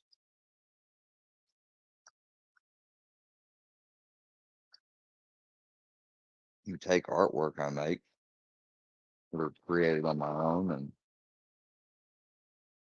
rip it off. Tried making money off your channel, you've lost that. Now you're relying totally on cash apps. That's all right. I don't care if you haven't mailed in to you from people. I'll collect one day. Content, he's irrelevant. Bitch, you used to You always have to collect on your debts. watching comments on every fucking video of mine. Stop playing with me. Everybody watches Scooter Beggins. They're videos. just, Why are she's y'all just, she's playing? just, she's just upset because I brought up the fucking picture. We know you do now. And that hurt her fucking dignity because it looks so horrible. Me, every now and then, sure. Every single one, no. And so, doctor, she knew she was going to have to fess up to it. Because, like I Wait, said before, who's making up what? Who's making up what? She says y'all are making shit up. Who's making up shit? Who's coming Who at you? said that? I ain't come at you. I ain't come at you not ever once have I come at you. Who? You talk shit on Army vet in the chat. Instead of being up here, she's in the chat saying I Girl, couldn't get get a your word ass up in, so here. I'm here. yeah, I'm. Like I said, yo, Andrea, since she don't want to fucking fess up on a panel, I would never be. I mean, she hadn't been a great mediator. just she can hear She me. did. She said she faked the picture. She said No, she but faked I'm it. saying if If I was Army, I'd be pissed she even put this out. she wants me to just stop saying my name, man. Just Yeah, stop I'll make, saying if my I name. see her saying Be- your name, I'll pinch her and say, "Bitch, what are you doing?" Because I hear her on every panel she's gone on with the low key jabs, the scooters this and scooters that. And you know what the thing is? Maybe she Is still deep secretly has a crush on you all along. listen to me. Deep down She's firing it up. inside, Army knows my character, and she knows I'm a good motherfucker. And if she tries to come on and say I'm a bad motherfucker, she's crazy, absolute lunatic. Because I really will do anything for anybody if I love you, and it's to a fault. Like I've heard, like I've been in some real danger Sure. shit and a lot of trouble in my life for like doing something that somebody else didn't have the balls to do, Like, I know what you mean. and it's not fair. In response to Wacky said, but she kept the lie going with other men. That's what made me I don't mad. get That's that. why I kept Then going. show everything. You've already said you'd show everything. So show everything. Show it already. Just show it. Stop threatening to show it and just show the shit. It's one of those snowball lies. She just kept going with it in case it Right. came out. And she keeps bringing up this big thing that eye doctor shit. Yeah, I was trolling Durkee. Callie Cakes was over his house. I wanted Durkee. Rue, did you go live? If you went live, I'll come over. Oh, look, you didn't go live. So come up here, bitch. Come up here.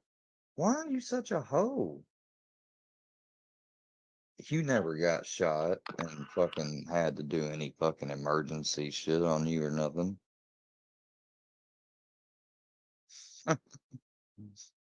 Because they were probably dumb, Liam Neeson. I probably took you as a troll. So just don't say dumb shit. That was you saying that shit up earlier. That didn't even make sense. Like, Investigating deeper to find out that's not true, but of course that's not going to, fit their narrative. So of course they're not gonna do that. And I don't give two fucks. Damn, that word always gets pulled into it at some point. Oh. Always. On YouTube, workers aren't getting paid. She did send it and delete it.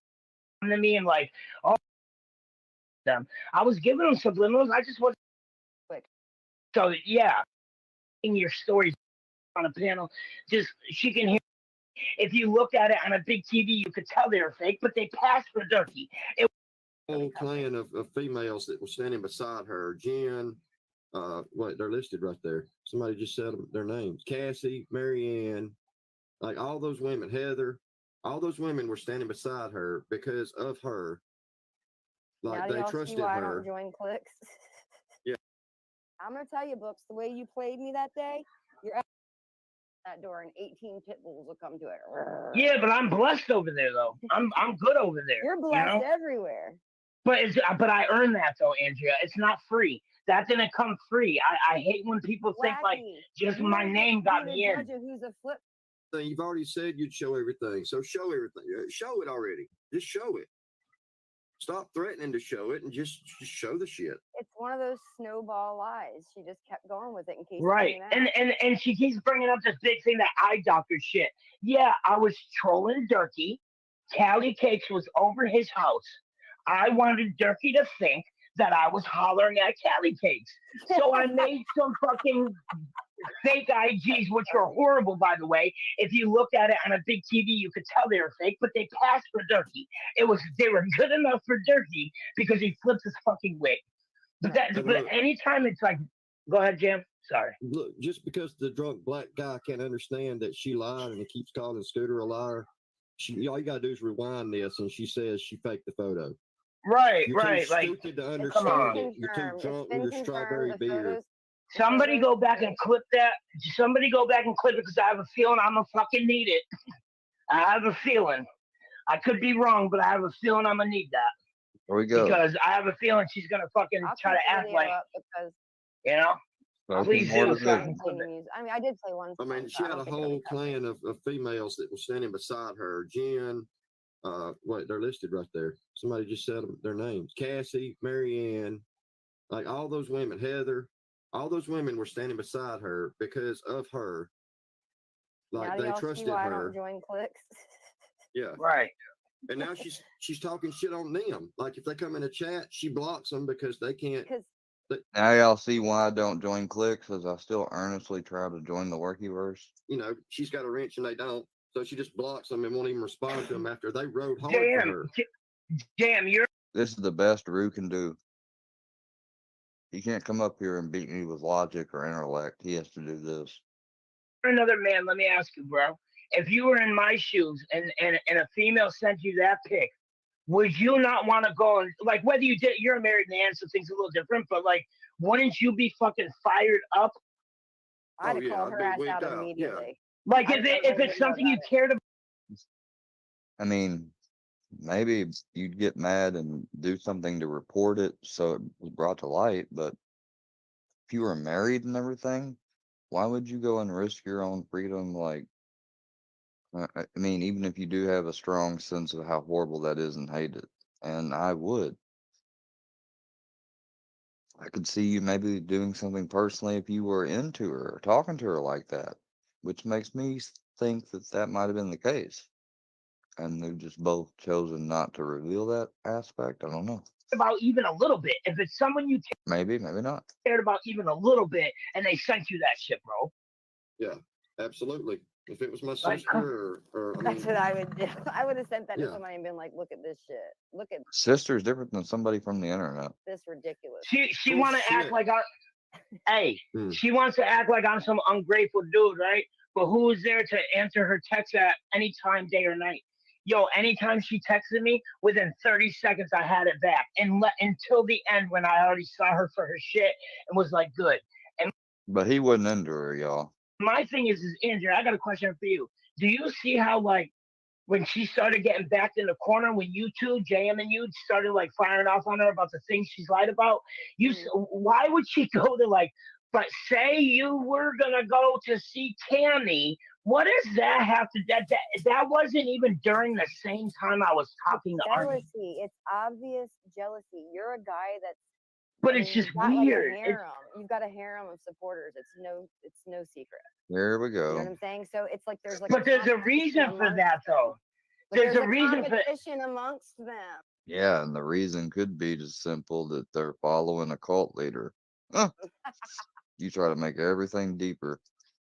No, They're all there's a eating each other alive like little. No. But you know what? It's because I have respect, but I've earned that. And if you ain't been a part of the Durkeeverse, you don't know. But if you've been a part from the beginning, yeah, I might get paid now. Yeah, I might get Cash App. Shout out M. Yeah. And, you know,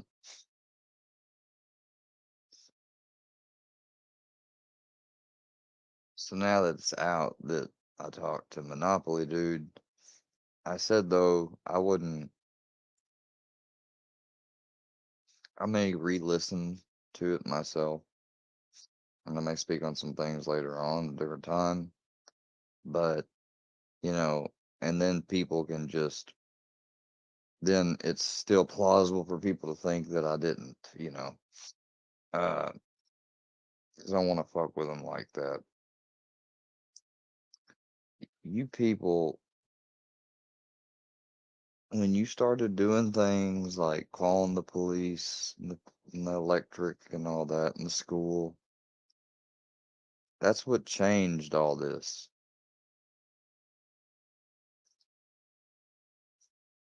And they're so full of themselves they can't see it.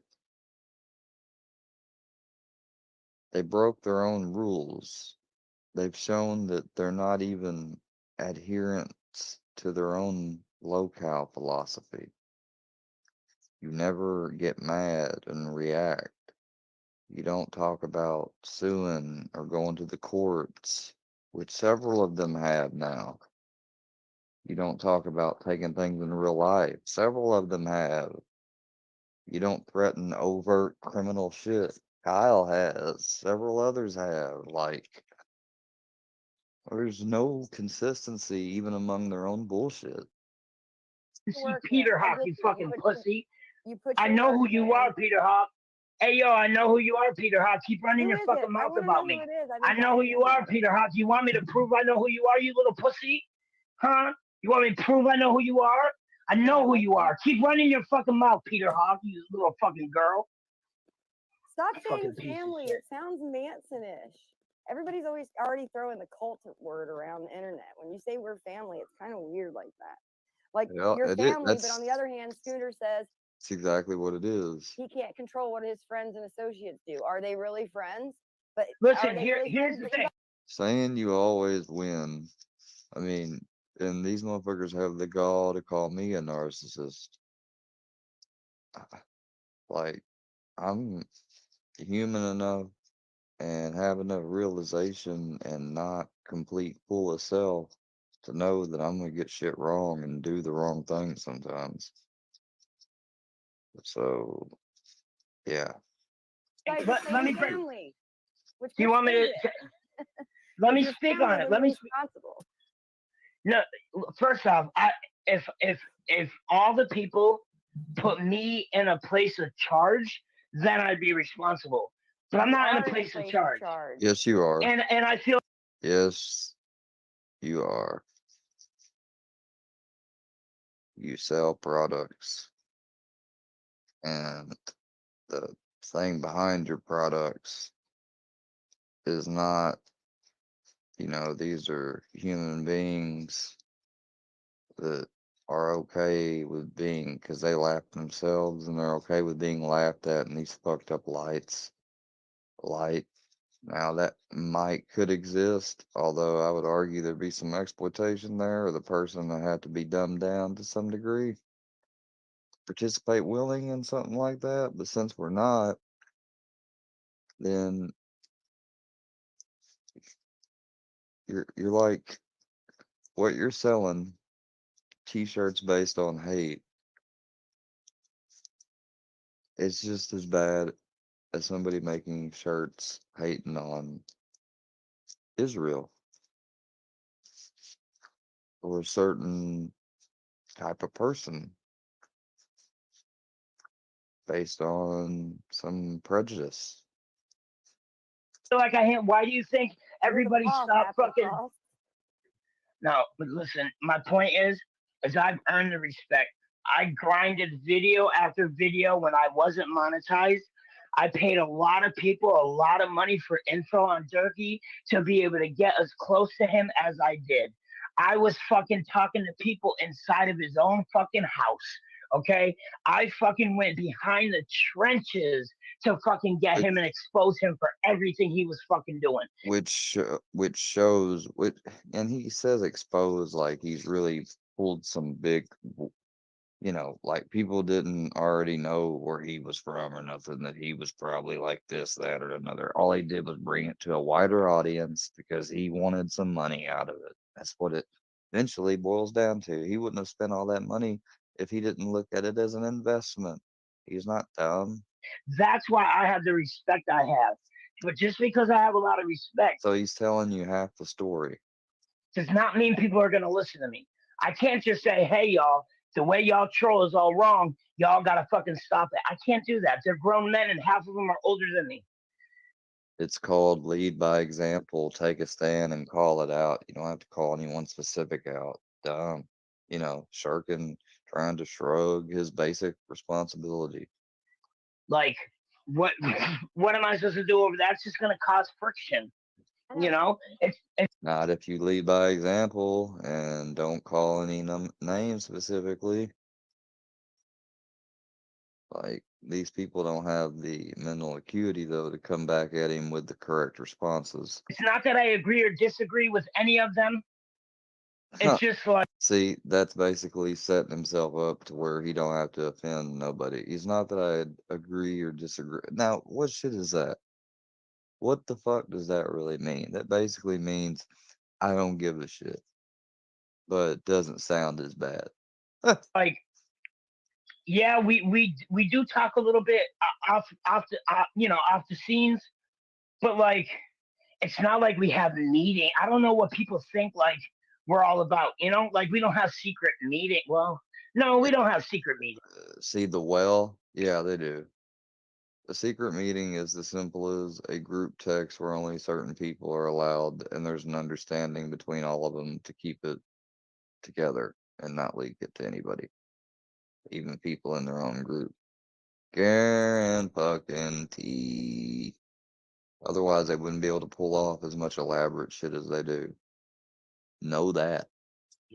I mean, we Do you have, talk. like, message boards or like Discord or any of that shit. We Of course talk they in a do. group chat. We talk in a group chat maybe once There you go. Told you. a week, if that. Like it's nothing. It's and Here's the minimization. usually And see, there was no call or question about the frequency, so the fact he's going out of his way to mention it, that's a minimization technique, misdirection. Very poor deflection because he's actually putting interest on it more so. I can only do it for like 15 minutes because I'm working. But like I'm my just saying point there's is like it's coordinated. You know what I mean? Like to a certain extent, it's coordinated. Of course it is. I mean, obviously, it's it's organized to a certain degree. It has to be. Like you always it even is have a little, even but it kind of did schedules. it. So, like It is a little. Another acknowledgement, but minimization. He thinks that by opening up and like that he can minimize it. It's weird. Like this guy really does have a use to being able to sway people over. That's why he's so bold with the stuff. like the Right. And it kind of did it on its. Things just fell into place really good. He's got the gift of gab. There was just a bunch of like-minded people that just had different ways He's just abusing it. of fucking trolling. Do I agree with everything they all do? No. Do they agree with everything I do? No. Like sometimes I'm too much behind the lines and fucking, but well, my big thing was like, what's good for the goose is good for the gander. Like, if you're gonna make a creed and you're gonna have like a certain set of rules or whatever is going to be that. See, I came on here with the hopeful to make like a reaction channel, so I didn't come on here to make docu-series on other people or to play other people's stuff. Have resulted and gotten to where I've done that because I've exhausted every other possible outlet, from peace to pleading to off back chat to the only thing I have left to do is to fire back or walk away. And my soul is wanting to tell me to walk away.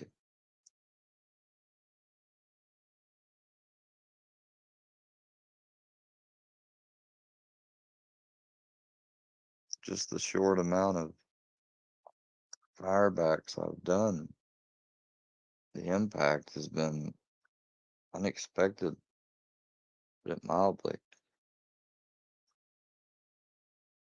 Or that everyone else has to stand up to, then it should be the same all around.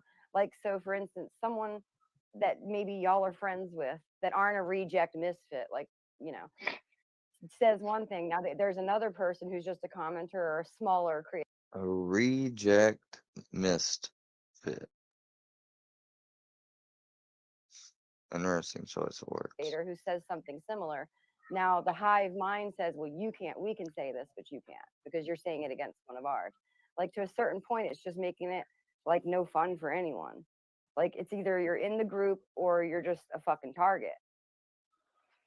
It's, you know, like Well, no, I mean, I could give you a laundry list of people who's not in the group, and they're definitely not a target. You know. And again, I claim BCMCE. I'm my own entity at the end of. Yeah, because you don't want to risk, and you don't select certain people because you think they've got certain character traits some of us don't. Here's the thing.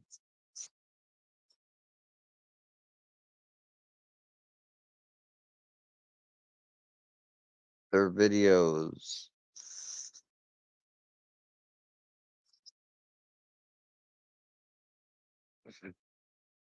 forget the basic terms violations and other violations from uploading them that they break, which are ban worthy, as well as some of the offline specific stuff that runs into breaking certain statutes, as well as even some of the online stuff that if it were to be gotten enough attention and looked at, certainly broke some statutes. I mean, it's you know, it might not be so open and shut because what will probably end up happening is deals be made.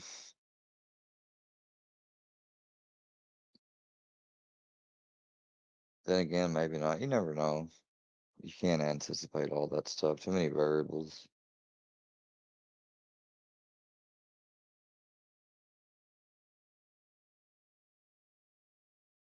But Fusion.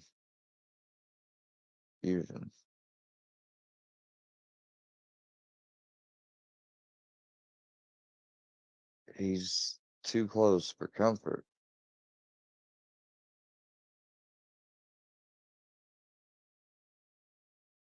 Scooter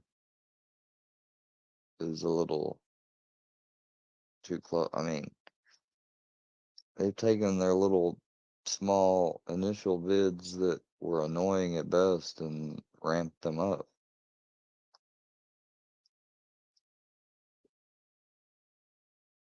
It started out annoying, outrageous, you know, then they try to raise it all the time to a more embarrassing, humiliated type effect.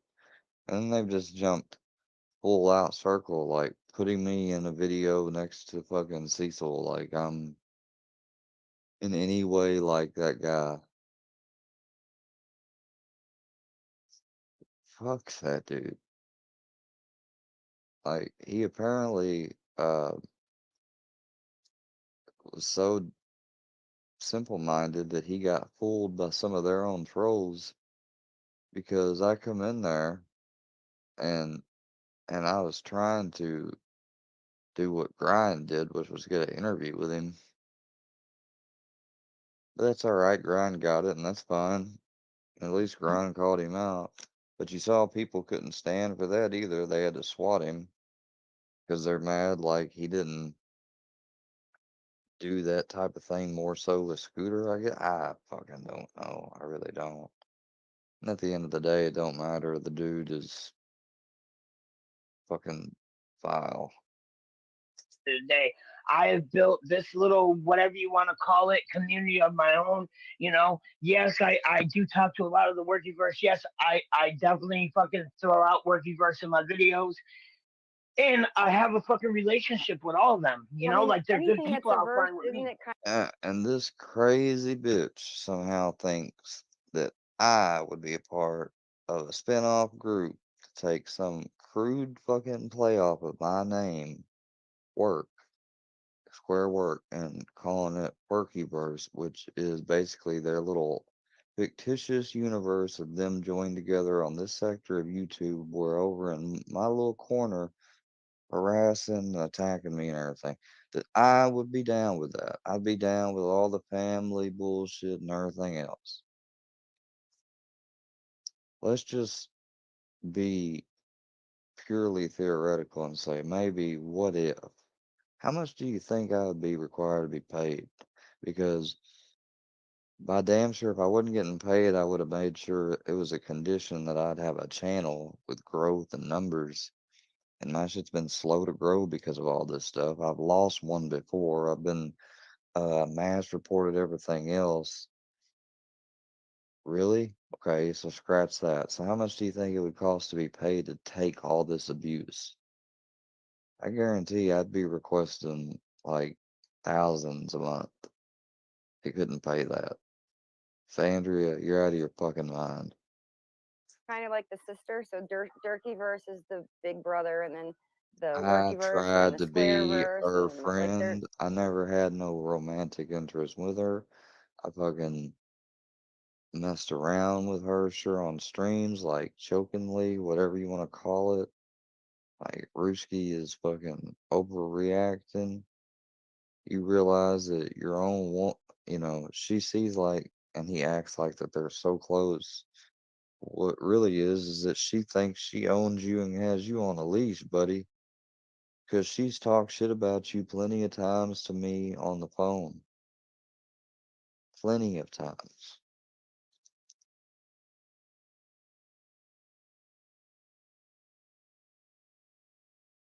I bet you that if I had said I'm gonna put some of them out, fucking Andrea would reveal that she's got recordings of me she'd put out. You know, she thinks I was dumb, I guess, the whole time I talked to her and thought, like, really that she wasn't ever maybe not up to any or had an alternate agenda to try to get herself out of the crossfire. Oh yeah, Andrea, I was suspicious of you. there's all these verses. It's like From not the start, but not too long initially after. the CERN's just popping black holes everywhere. Yeah, they're Like just you're made either up. in You or know, you're it is out. what You're it either is. in or you're out. You know what I mean? But like nobody's allowed to go around anywhere. Every corner. It's not made up though, because when you look at it, if you can observe something in the universe, even if when you look, it's kind of like that experiment where they said that the particles, when the person looked at them, they were there, and they looked away though, they wasn't there. It goes to show that consciousness creates reality. So to say something's fake that you actually created and other people can observe beside yourself is laughable when you think of the actual dimensions and constructs of the physical world and reality. Clog the fuck up. Like where can we Everyone's breathe? Andrea, everybody is welcome in JM's chat. I look at JM as like the main working verse streamer, like as far as like restreams and shit. And he doesn't. Like, come on, man. If JM Don't was give people a voice. You're in this thing where it's like a closed door fucking Moose Club meeting. It's like I no don't one think el- so. We're a troll community, but we don't want to get trolled. Like it's No, the you know that most ridiculous thing I've ever heard in my life. Like if you look at No, my what- chat, look at it right now. There's free speech happening. There's socialization happening. that I'm happens not in my scared chat. of I this don't shit. fucking. Well, yeah, I don't you're tell different, people to but- delete comments. The Square's still wrenched in my damn channel. Square's alt. He come in I this know, but morning. you guys So was give your talking. viewers the power. That's what I'm saying. Your the- viewers have what the fuck would I do with it? If I even tried to use it, I'd lose it and get kicked immediately. Like, what the fuck did that mean that you gave me a wrench man? power to pick who comes, who goes. Well, no, Square was on my panel with me this morning. And then you can be like, it's not like Dumb Gene. I don't And I ain't been on there in a minute. I ain't gonna be back on there. Like, I was back when the days I still tried to appeal to you fucking assholes. know who blocked you. I like you, but I don't. That's pussy No, shit. That's you know what the pussy problem. shit. Let me tell you something, Andrea. There's a lot of trolls that are two-faced, and just because you're a troll doesn't mean you have to be two-faced. Because you're a troll, you can still stand up for something and stand up for a side. He sneak dissing, calling her out, calling her a two-face. And the way she's acted towards me has been kind of two-faced. I hate to fucking even give him a point, but he may have a point on being on the nose there. He's subtly calling her out right now. And once we see people being like two-faced and like talking shit about us, That's why that she ain't been a member yet, because of what he's saying right there. like behind our backs, or what they think is behind their backs, yeah, now we're not going to accept you. I'm not going to Never accept go you. after the people within your own group that do it. I see it all the time. That do what? I was That do taking what? screenshots and Why is she getting so defensive? Why did he make that a point to say that? Come on, y'all. That's clear right there. sending pictures out to you guys. You guys would see ones of your own doing some weird shit. But I don't do, you know what I mean? Like, there's not a group of people I don't do. Come on now. that care. Andrea, if anybody came, You know what? With that, that's all I need to show for the rest of the evening. I'm tired. That is some great shit right there. Ruski, you're a bitch. You're a bitch, Ruski. And your girl just got exposed. I'm Mr. Expose Your Girl. Adios, Wonka. Hey, remember, look straight when driving, folks. If you can.